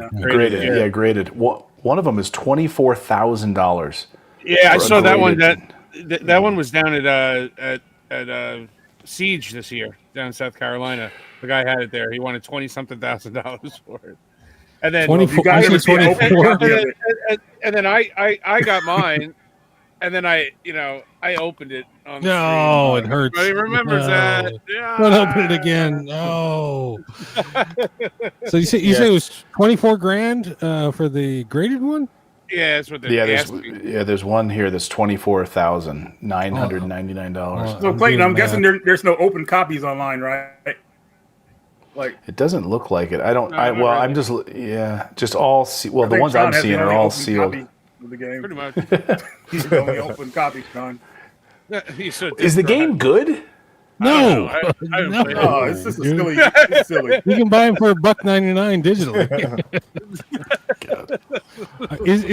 I think that's the going rate. Yeah. And that's when it's not on sale. You probably get it for 59. That's kind of like the problem with when collectors get into like distributing games, because they'll distribute something like that because they know that the value will go up, and that's something that like a mainstream publisher wouldn't put out ever physical. Yeah, like exactly. that. So it's kind of like, man, what the hell, Yeah. dude? So it's kind of dangerous. Yeah. We got a lot of collectors in distributing games now. Right. Mm-hmm. Oh, they could play that market, like they're playing a fiddle, man. I mean, Yeah, it's cool if you get a copy of it, legit and everything like that. But Sean, I hate that you've had to. I mean, I know you. To buy it. I needed it. Oh my god. I couldn't get a copy of you, man. So the dude, this is gold over here, right? What was I gonna say that? Oh, the original story for it was. Don't you remember? It was rumored that there was only 50 copies, which we all know is bullshit because like 1,000 is a minimum. 1,000's a minimum, so there's at least 1,000 out there. And the number was bumped up to 94. And then, I'm telling you, Speedo Llama, rarer than Poopslinger. Because what's his name? Trash. Fucking gutted a few. Trash. Doesn't matter. I still have the Jason rare. got a copy of that recently at Portland. Still a great game that he paid him. Yeah. Soviet man, if The- I bought a graded game, I would break the grade on it. Yeah, I would break the case and I would open it. Yes. That'd be cool to see. Because has anybody done a video like doing that actually? Yeah, it's a pain in the ass to open them. You gotta like smash them with a hammer, and it's fucking nightmare. People open graded games all the time, and then they send them to the next graded game company, hoping to get a higher score so they can flip it up. Flip it on the old onlines with it. At any rate, I would never thought we would got to the age where we're like putting games in that kind of like a collectible like that. Like that's crazy to me still. Still collecting. It's just like wow. But yeah. Well, I think there's more sealed collectors now than actual players. That's the problem. So yeah, that's something. That's why there's nothing wrong with buying a sealed game and keeping it sealed, and then going and buying the digital copy online and playing it that way. It's just unheard of. Back in the day when we bought games, we never kept them sealed. It's like the hell. It's just so much access now that I guess you might as well, because you could download it digital if it goes on sale, keep it sealed, and then if you want to sell it later, it'll probably increase in value. So I get that. If you had 50-50 foresight, you could have done that, dude. I mean, when it boils down to it, the open copies are going to be the rarest copies, so that you can fucking play the game. Yeah. All right. We've all opened games. We've all opened fresh games. Go to the store, buy a game, bring it home, open it up, play it. Is there one game that if you knew now or then what you know now that you wouldn't have opened? Come on. Yeah, that's no difference to me. Oh my god, you guys are lying to yourselves. We're all filthy greedy resellers here. No, I mean the same way when I was like collecting comic books growing up. I was obsessed with comic books, and so I have them all in backer boards and plastic, and all of them to make sure that I don't have any of the spines broken. When I used to ride back from the comic book shop with my friends, I had a brown bag, and I would hang it over my bike so that it would hang and not, nothing would break or bend. I made sure it would never hit my knee when I was riding. Right. And then, you realize like, oh my God, I have all these comic books, and now like, where am I going to sell it? Am I, is this going to be like my retirement plan for my kids? No, it's like, no, it's. Dude, I got 3 long boxes upstairs. They're going to take me to Tahiti. I don't want to hear it. I know, right? It's going to happen. I'm going to retire. I'm going to retire on this someday. All right, last story of the night. Valve has announced its next generation Steam machine. So far, there's no word on when it will ship or the price. It will be bundled with the Steam controller, and it'll drop some point in 2006. The PC/console hybrid will run on Steam OS. It'll be available in a 512 gig and 2 terabyte model. The GameCube, as it's affectionately called, will also support 4K gaming at 60 frames per second, and will trace all the rays. Yeah, it's tiny too. This thing's about 6 by 6 by 6.5 inches, and it weighs about 5.5 pounds. If you want one of the full specs, are available online. You can go look them out. A lot of folks are calling it the final nail in the coffin for Xbox, who said their next console will be a living room PC sort of thingy. So looks like the cloud console wars have begun. I'll stick to my physical shit because that thing is goddamn ugly. There you go. Yeah, and this just in Xbox. The new Valve Steam. Nintendo is going to patent the Cube, so this thing's not even coming out. I mean, have any systems really looked like good though? Like, I mean, all systems. I mean, the PS5 is one of the ugliest ones I've ever seen. Shut your mouth! Shut your mouth! This is GameCube for life. Get the fuck out of here. I love that at PS5. I mean, like a good-looking design for a system. I would probably say mine is probably a Super Famicom. I thought that system looked cool back in the day. No, uglier than the PlayStation 5. It's a lot uglier than the PlayStation 5. It looks like a beautiful console. It looks like someone cut the top off of a fucking Xbox refrigerator. Dude, come on. Things looks good to me. It looks good. Nothing wrong with it. Sexy. Yeah. It's better looking than the original PS3. I'll say that. The original PS3 was ugly but as time marched on, I've come to I've come to enjoy its curves. I guess I don't know. So, for lack Clayton, of a better word. You talk well about Steam. You use Steam, so I'm guessing you're going to be getting this, right? Yeah, just because, like I said, I'm a tech guy, so I love like new tech like this, and plus I just want to be able to talk about it, play with it, whatever, and see. But Yeah, like, it's weird. When I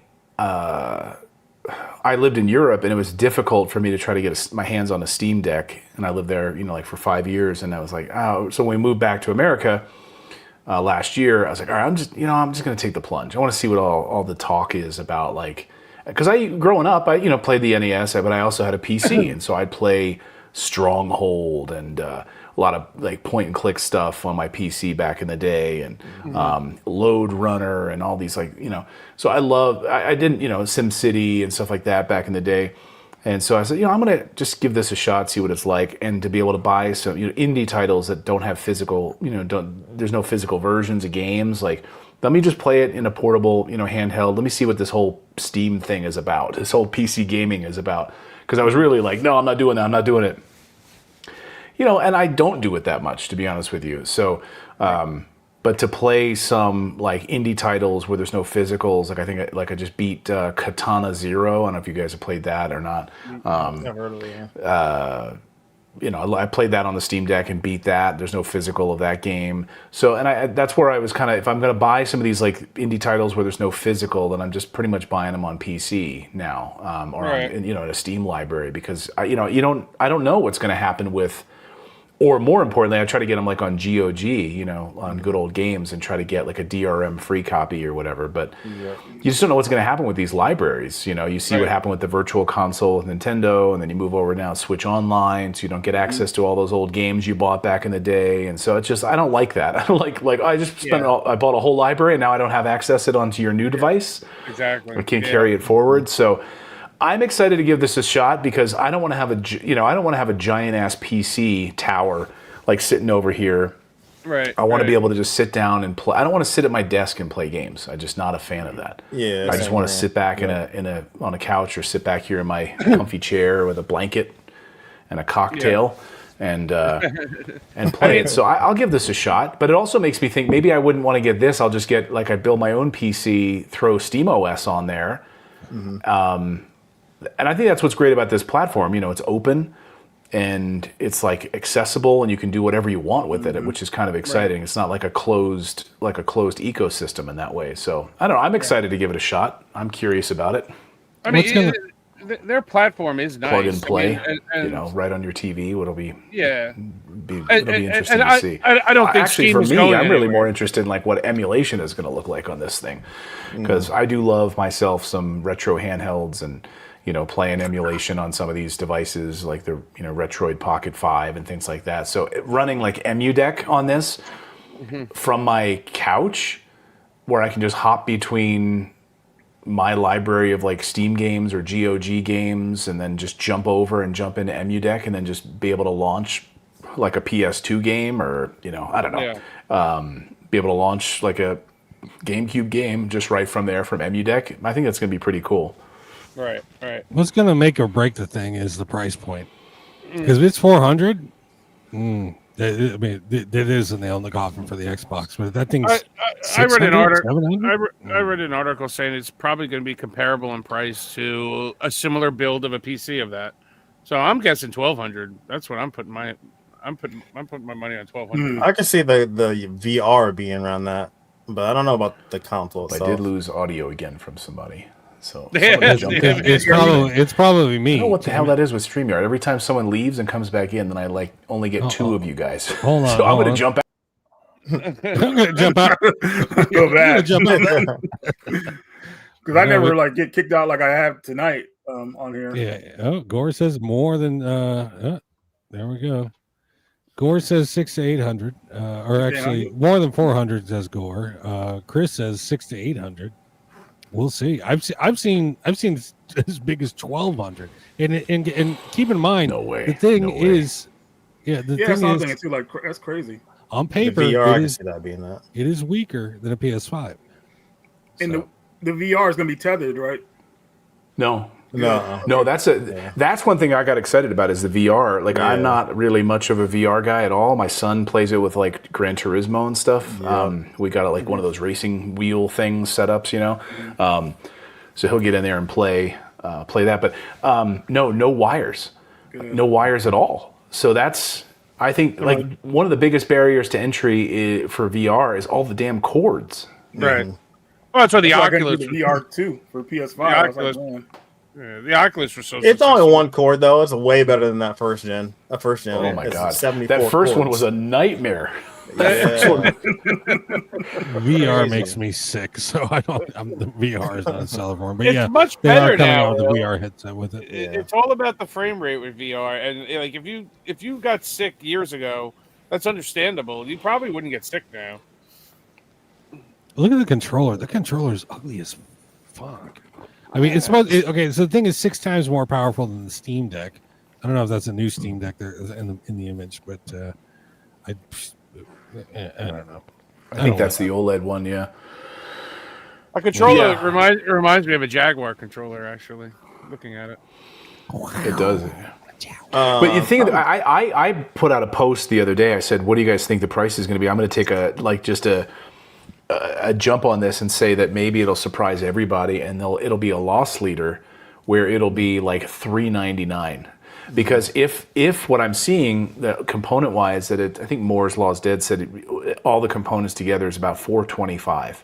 Okay. So would Steam sell it as a loss leader for like $399, knowing that they're going to make it up in droves on selling Steam games for 30% return? No, tariffs will make it $800. It's the tariffs are coming. The tariffs. What's the Steam Deck? The Steam Deck is what, 500? Something around there? No, the base model is like what, $399 or $349? Yeah, I think it's 4. Yep. Yeah. The LCD one. Yep. I don't know. I got to see it being more expensive than the Steam Deck. Yeah, you might. I don't know. You could be correct, but I don't know. Because like what Amazon does with their Kindles, right? They sell those at a loss. So right. I think that's been reported. So, they know they make that up and by people buying Kindle books, on the back end. Nintendo would never do that because they're a hardware company first and foremost, Well, that's right. But that's how Nintendo started, by doing that. That's how video games started. They'd sell the console always at a loss. Until like really the past couple generations. I don't know if Nintendo ever did, but everybody else definitely does. Nintendo has always. I've heard they always made it profit on their systems when they came out. Oh, did they? Okay. Yeah, I heard that too. Like it's always been they make good margins on all of their products. Right. But well, maybe it was when Sega came in. They sold it at a loss to. It's possible. Oh, maybe. Yeah. Maybe. Yeah. Yeah, the 2 terabyte one is obviously going to be, but like the base model, if they can get that, it'd be just shocking. It would like shock everybody, and they don't have shareholders to answer to. That's the other piece of this, right? They're a private company, so the GameCube better have a vent to sniff. Did you know about this? Sniffing the smell from your Steam Deck is a thing. Yeah, That's people. That's some kind of fetish. I don't know about that. You knew about this, Sean. You knew about it. I was asking. No, do people want to smell like the ionizing? Like they're like, oh, like the smell of an. This is the first smell of vision. There's a fetish for everything, I guess. All right. I did get some breaking news here.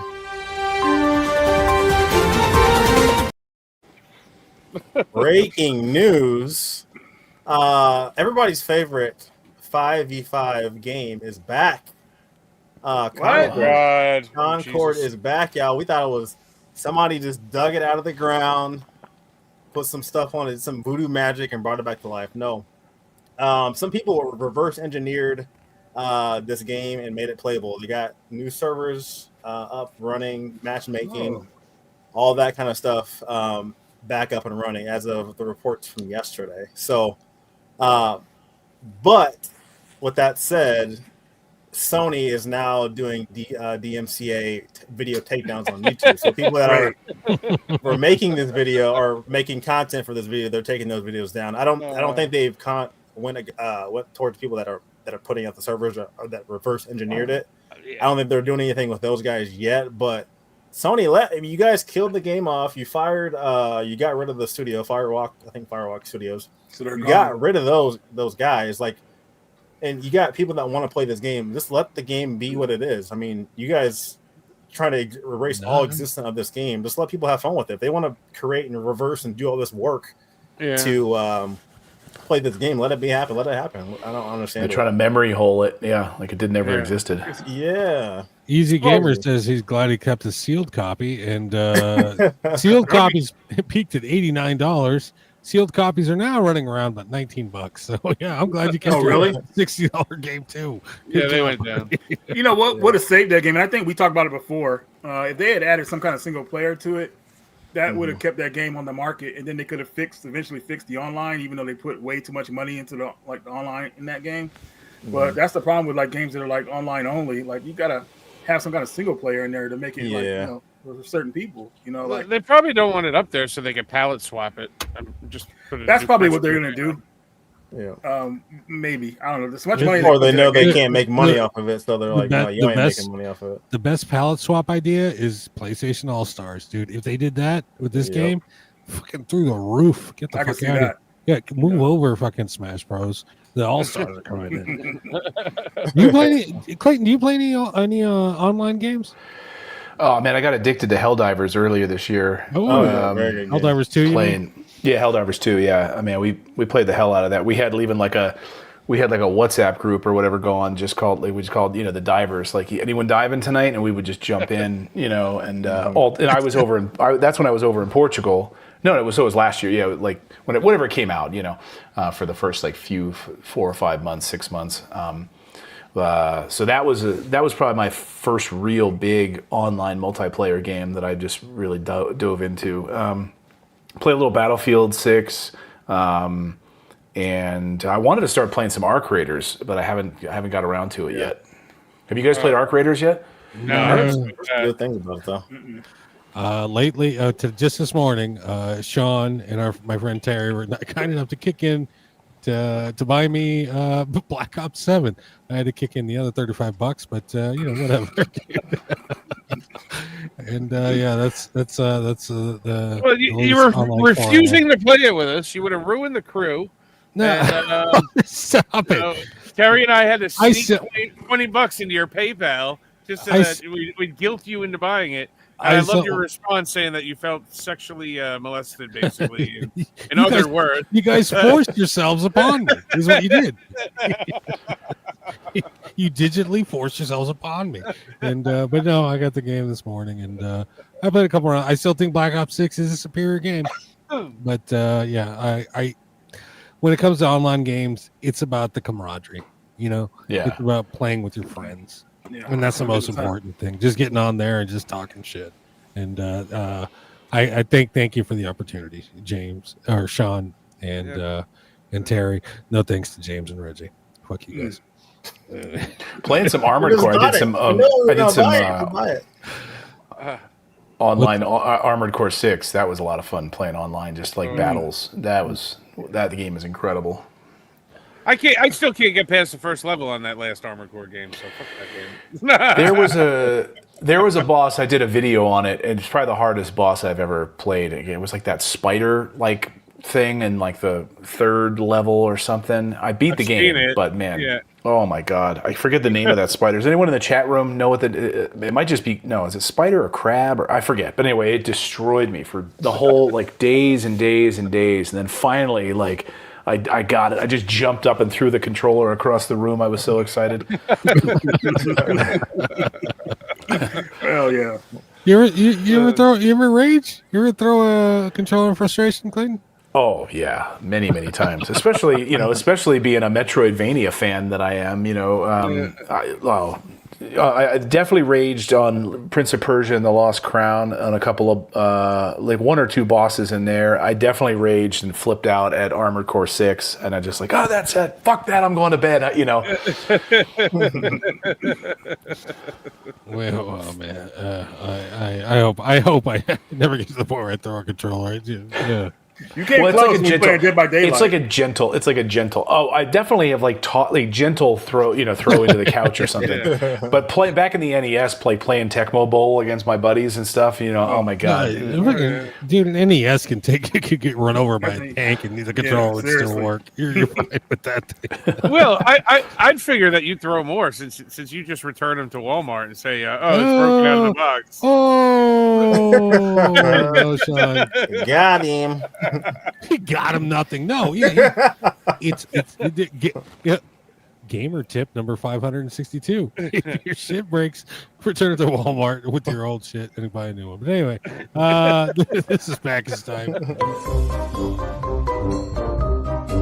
It's package time. It's package time because we don't hunt wild anymore. No, we just order our shit online and wait for it to arrive. I'm going to go first because I have a small number of games here, so we're going to get this over real quick. I picked up Mobile Light Force on PlayStation. Nice. It's sealed, but the fucking seal is like less than. So you got this. See, that came just unbox it right now. Yeah, might as well. You're right. It's also got this piece up here that's not doing much. But yeah, so I a game cover so fucking rad, they did it twice. That company was something else, man. That's hilarious. Yeah, what is this originally? Gunbird? That's Gunbird Part 1, and then the second game is Castle Shishigami Part 1. Yeah. Castle Shishigami. It's so weird. It's so weird that like they just couldn't put it under the real titles in the U.S. Yeah, it would have sold a lot better. It took more work to edit the games like they did. Gunbird would have been a lot nicer title. I'm also taking this opportunity to shatter a myth about my collecting that I don't open sealed games. So here we are opening a PS1 game. Let's see if you remember how to do the seal on that. Of course I do, Sean. What are you talking about? Now I can, but not back in the day. You're doing it wrong. Cool. You talking about doing it wrong? I only do it the right way, Sean. We only do things the right way on this program. But there we go. Then you peel that off, and there you go. Boom, boom, boom. There you go. There's a put crack. The silver strip back on. There's a crack in the case. I don't know if you can see it there, and that's why that qualifies it for opening. But yeah, boom! Look at that PS1 game. Oh, there we go. I love it. The ad for the second one, like they both came out the same day. Yeah, look. It says look for Life Force 2, also available to play on the PS2, PlayStation 2. What was the difference in release dates in these? It must have been like that was back in 2003, 2004 when those came out. Yeah, but shit, yeah. But anyway, yeah, I do look forward to playing this, and I am going to replace the cover because I am anal like that. But this cracks me up to no fucking end, dude. Yeah, it's pretty funny. It's so nice. We used it twice. Oh, there you go. I also picked up this one is not open. We love Katamari. Oh, here's a little ASMR. So I got a nice disc in there. Nice loose disc, now scratch disc, but the sacrifices we make for the interwebs. But we love Katamari. Reroll. What's this called? Royal Reverie. I think this is this PS5 game number 14. So there we go. Oh, go for it. No, the PS5 is just a PS4 Pro 0.2, or 2.0. But anyway. Jason's trying to make a deal with you in the chat because he sent me a picture today that he got like thousands and thousands of DVDs today, and he wants to know if you like DVDs. No, no, not really. Thanks. Also, this hold on a minute. Gotta fix it and we orientate that properly. I picked up Dino Crisis on PS1. This is a loose disc. I used TCG paper, and they're sending me a they do reproductions, so they're sending me a case for it. Unfortunately, it's the case that says includes Resident Evil 3 Nemesis demo disc. Like all of them do. Not all of them, actually. No. Sean, not all of them. Project Retro's doing a long box of it, though. Yeah, I jumped the gun. I went and I got this in TCG paper. They're sending me over the freaking thing. And just today, I won an auction, and I got the original because it's a fold-out disc. It's like a weird fold-out 2-disc case. Yeah. In a slimline jewel case. Oh, yeah, Sean's reaching over. He's going to grab it. He's going to show us. Oh, there's 2. What? That's part 2. You got the wrong one, Sean.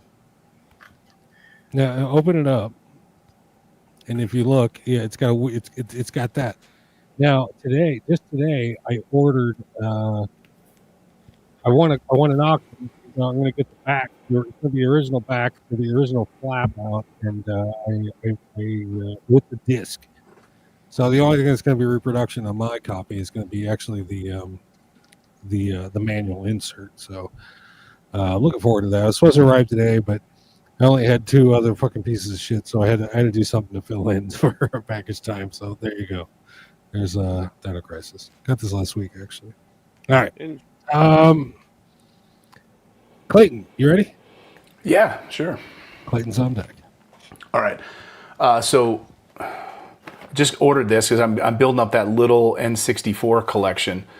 So got a nice copy of this. Yeah, it's a nice, clean, complete in-box copy. I'm getting ready for the Analog 64 to arrive. So I've got 2 games now. One is that Spider-Man that I picked up in Pasadena at that retro game, the convention there, and this. So I'm excited to jump into this with my son.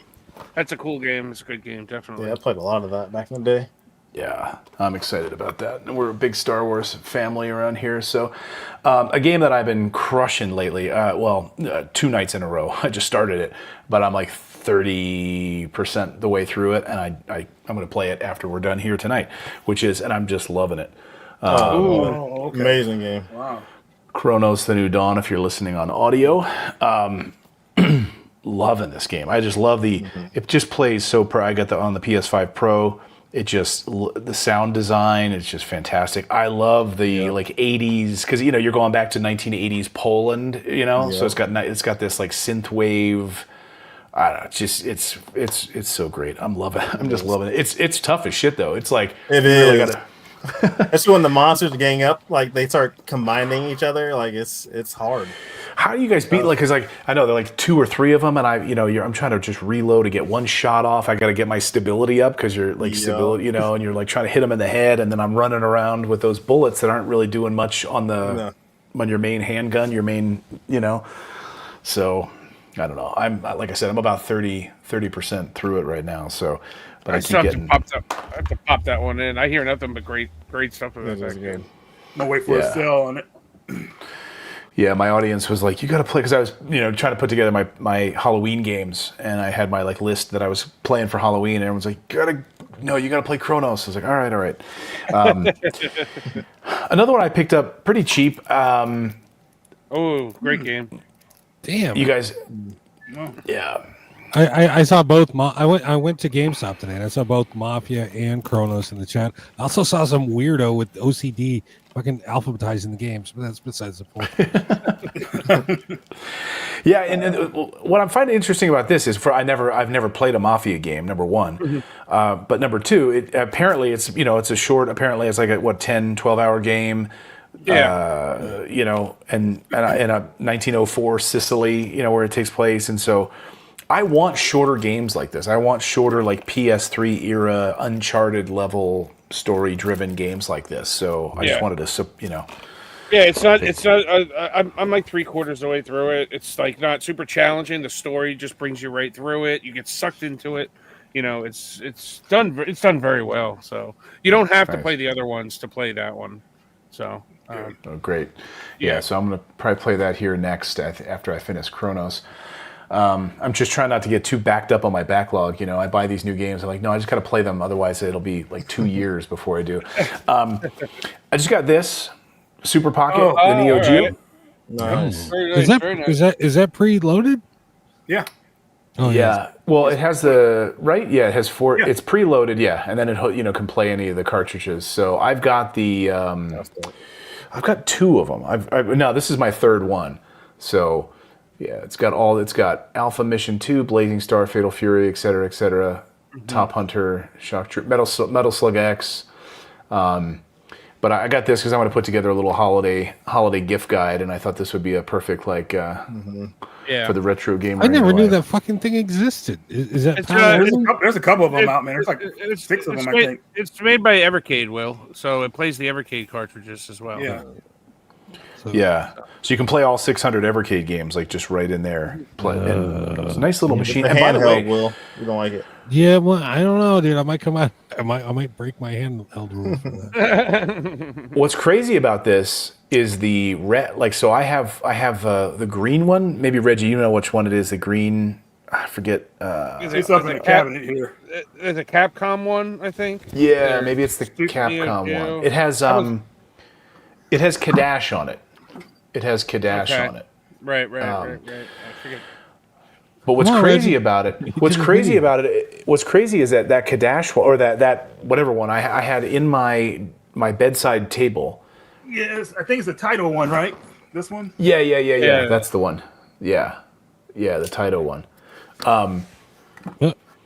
Show it real quick, Reggie. Well, hold it up again. Yeah, I want to see it. Yeah, I don't want that colorway. Yeah. It's got Rastan on there. Yeah. It has Kadash. And there's the Burger Time one, which is kind of cool too. Mm-hmm. Oh yeah. Well, what are they going for? They're like $49 or something like that. Really? Right? Yeah, I think so. Yeah, they're cheap, man. Available on Amazon? Yeah. Oh yeah. Super Pocket. It got me fucking. Yeah, this one is 69. This one's 69. Neo Geo. 69, dude. But there's a lot of them on there. Yeah, the Super Pocket Technos edition, Hyper Mega, the Data East one. There's the Capcom edition. But anyway, my point was, I had it at my bedside table for months, and the battery didn't drop one iota. Like in rest mode, like you flip it on, full battery. Like it's crazy. That's awesome. Yeah. And the price point on the Evercade cartridges are great too. 29, something like that. So yeah, $29. Yeah. So, I'll blaze through the rest of these. My Switch 2 collection, Guardians of Azuma. So I've never played any Rune Factory games. So, yeah. That's pretty fun. They get addicting.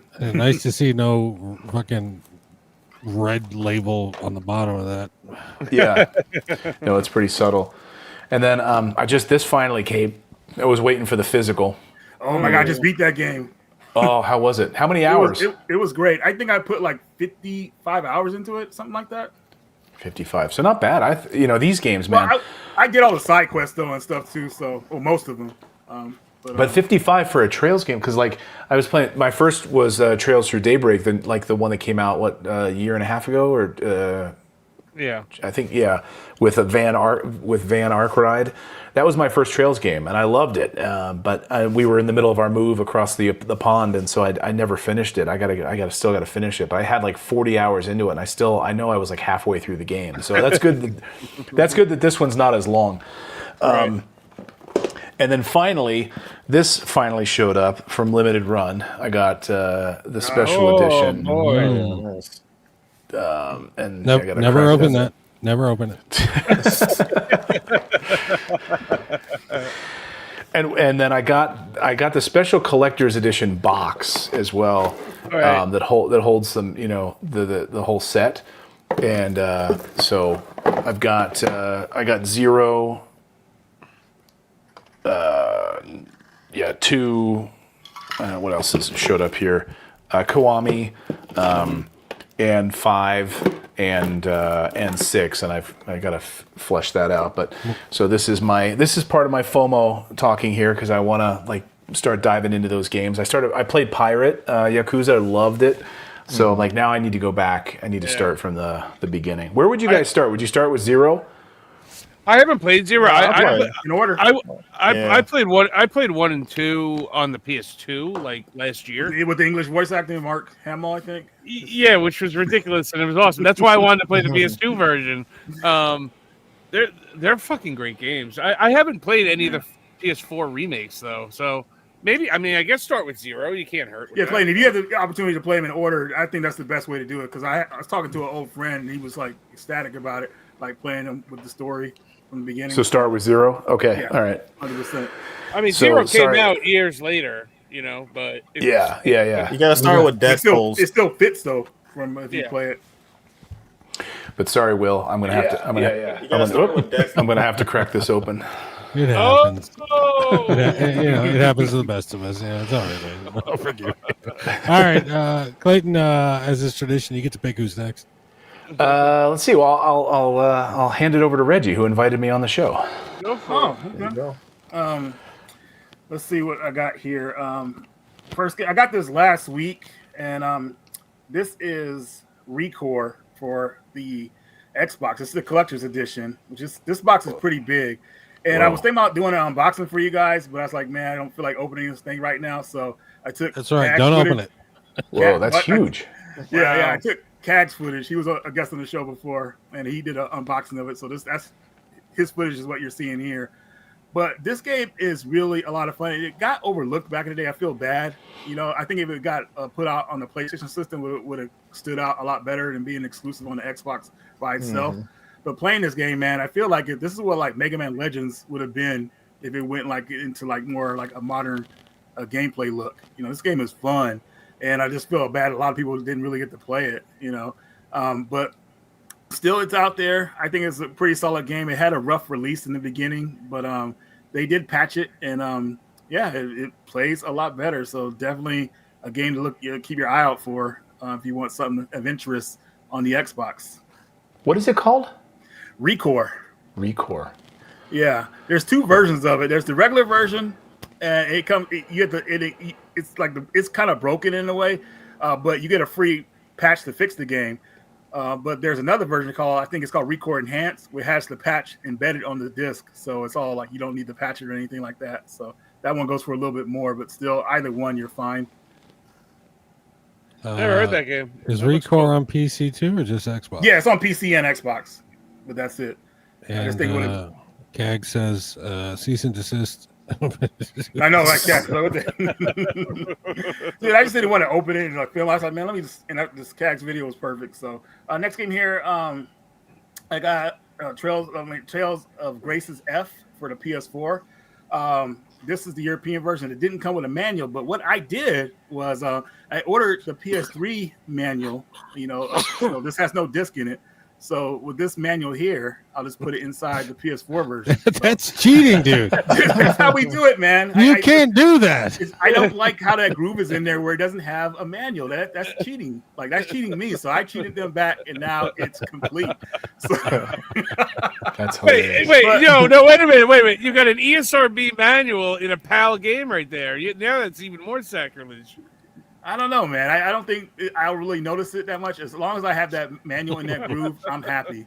So that's like men playing in girls' sports. What the hell is going on there? But I guess I could put the manual in the PS5 version if I want to. But great game, action RPG. I don't know if a lot of people played the Tales of Graces. Played Tales of Graces. I don't really hear a lot of people talking about it. It's always usually Tales of Symphonia or something like that. But this is a great game. Has 3 story arcs in it. I think they did a really good job with it. And the PS3 version is super cheap. You know, if you don't want to go out and get the newer versions, the PS3 version probably costs you like $15. But right. You just invented the first trans game. Fuck off, Reggie. But man, I had a great time playing this game back in the day. And man, just like, dude, like the Tales games are probably some of my favorite RPGs out there. I know a lot of people just glance over them because the stories are kind of generic in a way, but I think the stories are great, and they actually change it up, like where it's not just the same all the way through. There's always some breaking point where the arc changes and the story just takes it like a 360 to something else. So I always think that's pretty cool. But yeah, keep your eye out for that one. And let's keep it moving here. I got A Link Between Worlds. I want to give this one another try. I played it briefly when it first came out, and I couldn't get into it. I don't know why. I just kind of wasn't really playing games on 3DS, but I had some store credit, and it was cheap, and I said, you know what, now's the time to give it a chance. And it's not like I'm really buying 3DS games anymore, so if I get one on for nothing, pretty much, I was like, yeah, let me go ahead and try it out. Let's see, moving right along. Don't laugh at me for this one, but I love collecting Game Boy games, so. I got Catwoman for the Game Boy Color, dude, and I showed it briefly so you guys can see the cover. But yeah, obviously not based on the movie. Not based on the movie. It's his own comic exclusive story, But I saw the gameplay. I said, you know what, man, this is something I would have played back in the day. It seems like a pretty cool game. The final boss is that girl from Batman. I forget her name. It's the one that Batman ended up marrying, had the son with. What's her name? Talia al Ghul. Talia al Ghul. She's like the main villain in this game. So, yeah, but I don't know, man. You just don't see like a lot of Game Boy games where I'm at in box. And I said, yeah, I could definitely try this one out. No, it looked too bad, actually. Yeah, it's pretty solid, man. It's even got good music for a Game Boy Color game. You're really good at just avoiding the enemies and jumping over them and not playing. Yeah. You got to stay out of the way,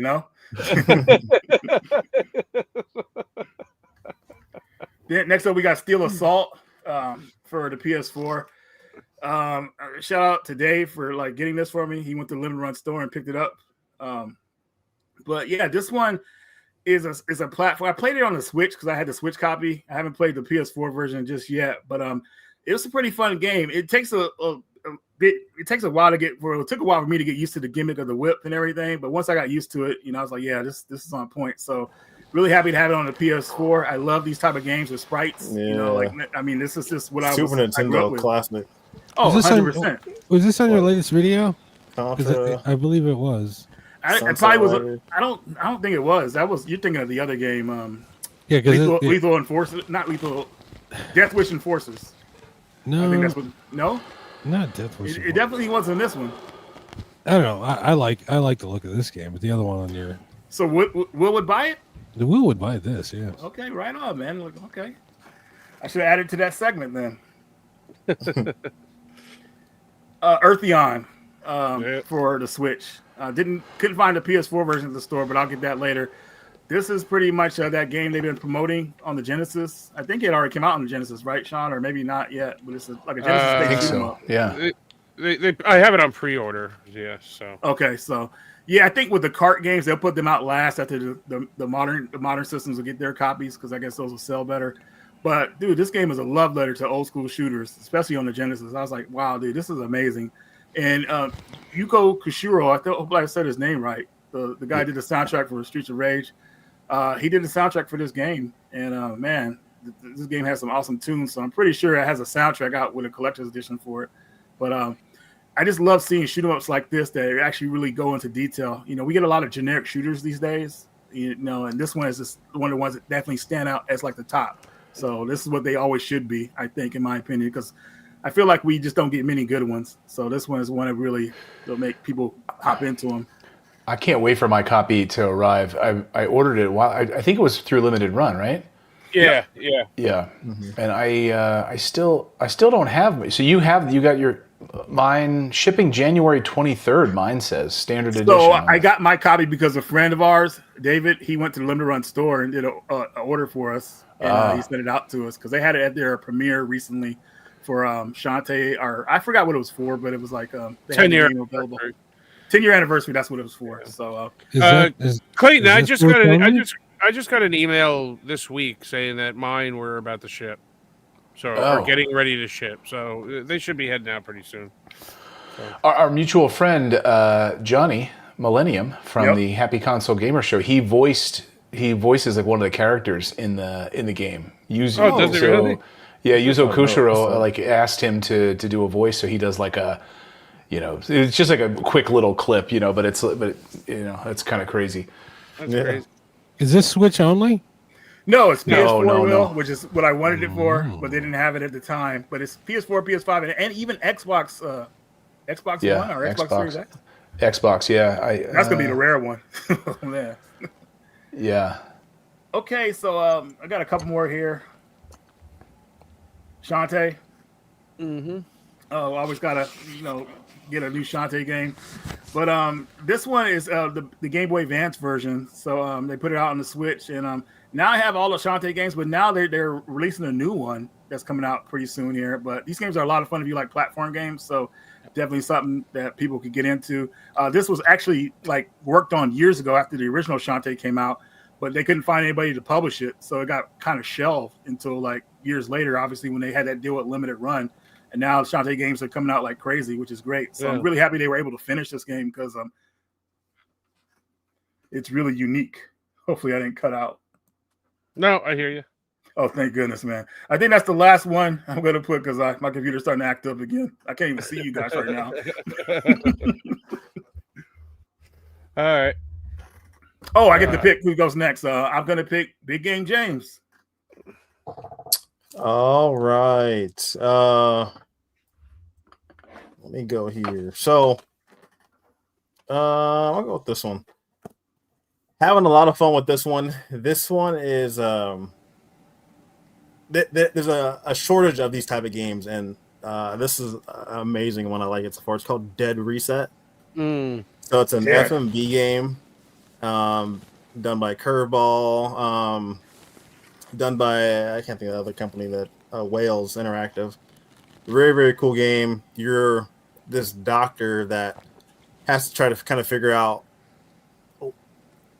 what the hell is going on by the prompts. It's almost like Groundhog's Day because you just keep dying, and every time you keep dying and dying, you got to kind of figure out the right choices are weird in that game. You're like, man, this is the right choice, and it just throws you through. Yeah, it's cool. But I'm loving this game. Very fun game. Definitely glad to have it physical. It's weird because it should have been out by now, but then I keep saying it gets delayed too. So I don't know how the hell you got it because I pre-ordered it the day before release day, and then it sat there and said, well, we'll let you know when it ships. And then all of a sudden I checked a week later and it was like, it's releasing like next month. Exactly. They changed the release date. I'm like, what the fuck is going on? But you got yours, so. Oh, and Clayton, nice job on keeping your PS5 back there the right way. No. Yes. Vertically.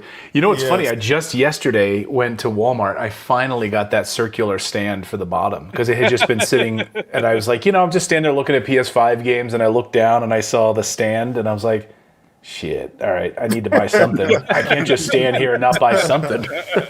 Right. This next one here, it's a cool RPG game. It's called Nice Day for Fishing. Oh, Jesus fucking Christ. Let's go. I like that cover, man. I'm not going to lie. That cover. Yeah, it's awesome. A lot of fun. This is something happens to the town, and you essentially it's an RPG fish game. You're fighting against fish. You upgrade your pole. Where's the ESRB logo? This is the alternate cover. Yeah, that's the regular cover. Oh, look at that guy. Okay. Yeah. So I haven't seen that. So very, very fun game. RPG mechanics. The game. The voice acting is hilarious. It's just kind of a silly, fun game, but it's so you're saying. RPG So you're saying you would rather look at 3 shirtless men of a real picture than a cartoon-looking guy? Yeah, of course. Right. Yeah, 3 is better than 1, man. 3 is better than 1. Mm-hmm. I'll show 2 more here. The next one here, I haven't played this one yet, but I've heard really good things about it. I didn't go with the deluxe this time, but I did go obviously with the standard, and this is Crow Country. Oh, it is out. Crow nice. County. I've heard amazing things about that game. Yeah, it's like a good Halloween game, right? Yeah, and it's kind of has survival horror, kind of based off like the PS1 graphics. PS1, yeah. Yeah. Where'd you get your copy from? Best Buy? It's either Amazon or Fangamer. Okay. The deluxe one's not out until I think next month, but you can get the standard one that's out now. Okay. Yeah. Cool. So, no, I'm sorry. I got this one. This is Best Buy. My bad. Best Buy. Oh, okay. Best Buy. I'm about to make an order now. Yeah, Best Buy that one. And then last but not least, this is a Full Metal Schoolgirl. I just popped it in today. I haven't played too much of it, but it's a lot of fun. It's 2 different characters. Yeah. 2 different characters you can kind of play with. One has a gun, or you can, a Gatling gun, and other one has almost like a chainsaw arm, and you're just kind of going through enemies and blasting through. It's a lot of fun so far. I haven't got too far in it, but I'm sorry, James, but I got it. I'm a horny boy. Yes, you definitely get that vibe from this game for sure. For sure. And that's it. Sean, you're up. All right. I'll go through these quick. No explanations from me. Maybe a little. All right, we got a new Game Boy game, guys. Oh, Bucket, yeah. the first cartridge. Produced by GameStop and in partnership with Mod Retro Chromatic. This is actually character, GameStop's character. Like, yeah, it is. Yeah, it is. It's actually pretty fun. It's a pretty simple platformer, but it has a lot of humor in it, and it does get pretty challenging with the platforming. And there's good length to the game. It's not like a 5-minute game. So I already ordered mine. Mine's on the way. Yeah, no, you'll have fun with it. It's a fun you can pick up and play. What does it say on the back? From GameStop to what? Something Trapper? From GameStop to Game Trapped. Game Trapped. Okay. Whatever that means, So, all right. One of my Sunday purchases at Really Rad Weekend was a game that's been on my list for quite a long time, and this was at Rad Junk's table. And it was The Wizard of Oz for Nintendo DS. A good one, man. I've been playing this game all week. This game is awesome. Price tag? About 200-ish. Yeah. It's from XC, dude. XC. This game, it's pretty cool. You control her like the bottom screen is a trackball, and you control her with rolling the trackball. But it's a straight up RPG. So it's a Wizard of Oz RPG. And you encounter battles, and it just plays like that. So it's pretty cool. From VGNY Soft, we got Rick Henderson, the Elite Edition. Mm-hmm. So here's like That's another a fun one. Worst title ever. Come on, man. He's one of the best baseball players of all time. I also got the 10-year anniversary variant cover of Shantae Risky Revolution. So that's that. Reggie just talked about that. We did get in today. We got the Neo Geo collection, number 7 and 8. Wow. So they are pumping these guys out like crazy. I wanted to start getting those. I got the pocket one, but I wanted to start getting those. They're hard to find now, right? Or can you get them? They're imported. They're Japanese. Right? Yeah, Play Asia has them. They're English. Yeah, they all have English. These are the Asian versions that have English on the spine, but the Japanese version will have Japanese on the spine. But yeah, these have. This one has King of Fighters 99, Art of Fighting, World Heroes 2, Metal Slug 2, Bust a Move Again, Blues Journey. I want to get into that one. That one I don't did a have good on job. my MVS. So They did a good job of mixing them up, Sean. So you could get everybody will get them all. Yeah. It's so weird. Like volume 8 has fucking Metal Slug 2 on it. You're like, what? Also, at Really Red Weekend, on my way out the door, I picked up a Genesis game. I picked up Wolfchild. Damn. Very nice. That is Cover's so sick. It does look like a metal Wow, album that's cover, dude. Never heard of that. It's supposed to be Metal. It's supposed to be like a Metroidvania platformer. Do you remember that horror film, The Howling? Yeah. I'm getting vibes. This had a Super Nintendo port, a Genesis port, and a Sega CD port. So I think there's like differences between all of them. So a pretty rare Genesis game. Oh, on the PlayStation, we picked up Wipeout 3 over at Really Rad. Nice. Wipeout. Cheap game. I think I got that from Retro Wolf. As for collector's editions that I said I don't want to buy anymore, I ordered this on Kickstarter like, I don't know, a year or two ago, and this just came in this week. So this is the Broken Sword Shadow of the Templars. Nice. Kickstarter. Big collector's edition. I just got my PS5 small, just standard edition of that. Yeah, yeah.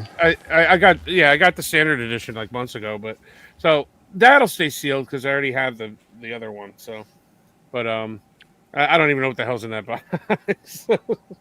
So So we Have you played that? Is it good? Yes, I did play it. Yeah. It it's a point and click game, so it's a remake, I believe, isn't it? Reggie? Yeah, it's a remake. Yeah. PS1 game. Like it's like the third remake, which is kind of funny. I feel like they just ran it through like AI to kind of clean stuff up. Right, Yeah. right. The game Sean, moves along. It's all right. What's that? You going for a full PS Genesis and PSP set? Oh, shut up, Jason. Every time I get a game for a different set, I'm going for a full set. The fucking yeah. You know what, Jason? I am. I'm going for full everything. Line them up. Just send me your games. So, all right, we got the GOAT today. We got Call of Duty Black Ops 7. This will take up the rest of my year because I'm an addict and Grind. I get all these games and I don't play any of them because I have that. Double dipping. We got Rick Henderson on the PS5. This one's Dude, it's the worst name for a video game ever. Tomb Raider 4, 5, and 6. So this one's weird. It was sold by Limited Run, but it doesn't even say Limited Run anywhere on the back of it. So, we picked up Sweet Carol. By Sweet Carol. I keep hearing good things about this. I hear the art style is amazing on this, so I really. Well, it's like Don Bluth, so it's like his type of animation, like Secret of Nail. Yeah. So it came in yesterday. Also double dipped on the PS5 version of the 10-year anniversary. Hey man, cover variants, you gotta get them. We got the American version, limited run version of Enter Magnolia. I forgot that came out. So I had the Japanese one, like a year or two ago. So now I got. I need to sell mine now. And finally, we got the Toplin collection, volume 1 and 2. Yeah, that's a good collection of games. Shooters. PS5. Yeah. So that's what I got this week, guys. For a guy that doesn't buy video games anymore, I got a shitload of games in it now. Hey Will, hey Will, since my computer's not acting, I got one more I want to show real fast since I captured got the footage for it. So this last one real fast is Siberia remastered. You showed that last week, dude. I didn't show any footage though. Jesus. You don't want to see the footage? We saw it 20 years ago when the game came out originally. We did. But I just want to say this now to people who are watching this. The game looks great, but they went the cheap route to where they included the cinematics from the original game, and they look the same. So it's like when the game goes into a cinematic like movie mode, it looks like the PC version, which is weird now. So it doesn't match up the art. So that's how cheap they went. But solid game. You like point and click adventure types. And yeah, I just feel like the footage would have been wasted if I just captured it, got it for you, and never showed it. So Siberia Remastered, a great series. If you like old school type games with a little bit of adventure and not too much action in it, play this series.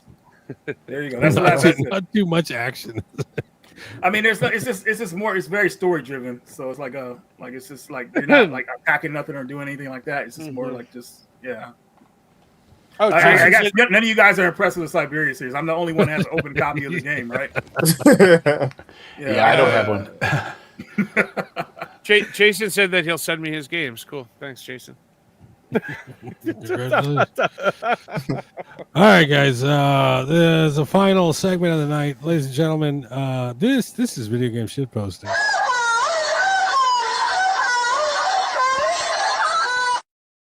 I don't know if you've ever watched the program before, Clayton, but this is our meme segment. Let me see. What do I got here? Here we go. Close enough. Welcome back. They're not wrong. Yeah. This is actually news. I'm sorry. This is probably serious. It could be a joke. I don't know. I didn't verify it. The longer you look at this picture, the funnier it gets. And there you go. New York City mayor bomb sent to CNN was an act of terror. Got a nice big Wii. He's got a watch on there. He's got a Wii sensor. A grenade. Yeah, the Wii sensor will send anybody running. What's this? Oh, I got my Mario Lego set in today. There we go. I love love the mustache. That's a good one. My dad sent this photo, and it really looks like a screenshot from GTA. It does. What's this? When you're at work, but you have a street fight later at lunchtime. There you go. What's this? Me showing my lame robot son what I would have built if I had more money. That's a neat helmet. Better Bigger muscles than a third grader. All right, what do we got here? This is a visual. Jesus Christ. It's some AI nonsense I found in Heck and Steve's Discord. But, careful who you call a virgin in high school. Yeah, there we go. Fuck those guys. You got to get yourself one of those shirts, Will. Yeah, right. Maybe it came on Expo. If you go to urgent care and pretend you lost your tampon, you get a free finger banging covered by your insurance. Jesus Christ has left the chat. It has nothing to do with video games, but I just thought it was hilarious. What's this? Yeah, Sonic giving him body dysmorphia. That's actually what hedgehogs look like. He's not my best crow. You're fat. You're fat, hedgehog. Oh, what's this? GameStop after Funko goes under. Oh, that's sad. I remember that episode too. Get all nostalgic on the show. It's what do we got here? One like and we'll delay GTA 6. Rockstar Games one like. All right, say no more. They like their own post. What is this? Select all the squares that match Sarah Connor. Yeah, good try, AI. I'm not going to help you recognize the mother of the rubber resistant. What do we got here? Nintendo carefully choosing the worst possible format to store their video games. This is an actual post on Facebook somewhere. Looking to trade older games for an Xbox Series S or Jesus Christ. Wii Cube. What the hell is that? Holy shit. It's a Wii Cube, dude. Wii Cube 64. Someone duct taped the Wii Cube. That's insane, dude. EverDrive cartridge in there. All right, the last one. Y'all be safe out there. Someone broke into my car and left Black Ops 7 inside. That's hilarious. That's great, dude. That's hilarious. Yeah, and that's this week's episode of this week's installment of video game shit posting. Yeah.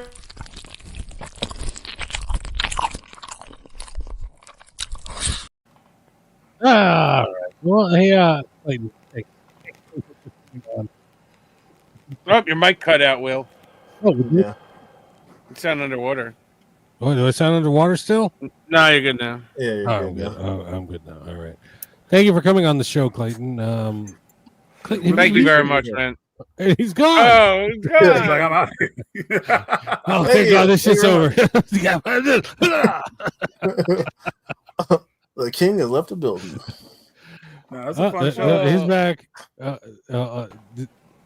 Did you leave because you couldn't hear me? Hear me? Yeah. Oh, I okay, think no, that was all of us. That was all of us, Clayton. That wasn't you. Some sort of.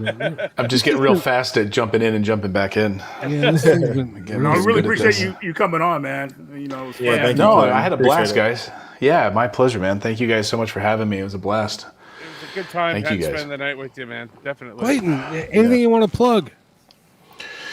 No, come on over. Hey, we just did a live stream. We just celebrated our 80,000 subscribers on the channel. So I just did a live stream on Friday and 80,000 subs. Yeah. So that was on Friday. So we did that and just did like a Q&A live episode. So spent like 2 hours just hanging out and answering questions and all that kind of stuff. So yeah, I'm trying to do those like every time, like hit a little milestone, you know. But yeah, just trying to be consistent on the channel, the Clayton Morris channel, and trying to be consistent is that's the toughest part. It's a very good channel. So if you haven't checked them out, please check out Clayton's channel. It's awesome. Mm-hmm. So Hey, Thank you guys. Clayton, can you spare a couple thousand subs? Throw them our way. Come on, Come on over. a couple thousand. There you go. It's been a slow burn on that channel. It's just like a slow trickle, It's Slow funny how it numbers. happens. It's like up and Yeah. so. But great shit, man. Great shit. Yeah, Thank you guys for having me. Yeah, we're still struggling to hit that last 2,000. Was it 80 more than 2,000 subs? No, we need like 9 more. 10 more. 10 more. Yeah, Tell your 10 more. mom. tell her brother and their kids as well. We need 10 more subs to get to 2,000. If you're not sub. Tell your mother. Tell your kids. Tell your brother. Tell everybody. Tell your mother. Tell your brother. Read it off. Open up fake accounts. I don't care. I want 2,000 by the end of the night. I'm telling you, I'm gonna have to do a giveaway on fucking one of the Facebook groups. It's over the DK mark. But dude, I have too many. But for any rate, from myself and from James, from Sean, from Reggie, if I may be so bold to speak on Clayton's behalf, thank you guys for tuning in. Good night, and we will see you guys Good night, next week. all. Good night. See you guys. Hijo de la chingada, deja de estar viendo memes, pendejo. ¡A la verga, me vale verga, perro! ¡Y cállate a la verga, hija de su puta madre, a la verga! ¡La verga, verga! PlayStation ain't dead, dead! PlayStation ain't dead, dead! PlayStation ain't dead, dead! PlayStation ain't dead, dead! You heard what I said! PlayStation ain't dead,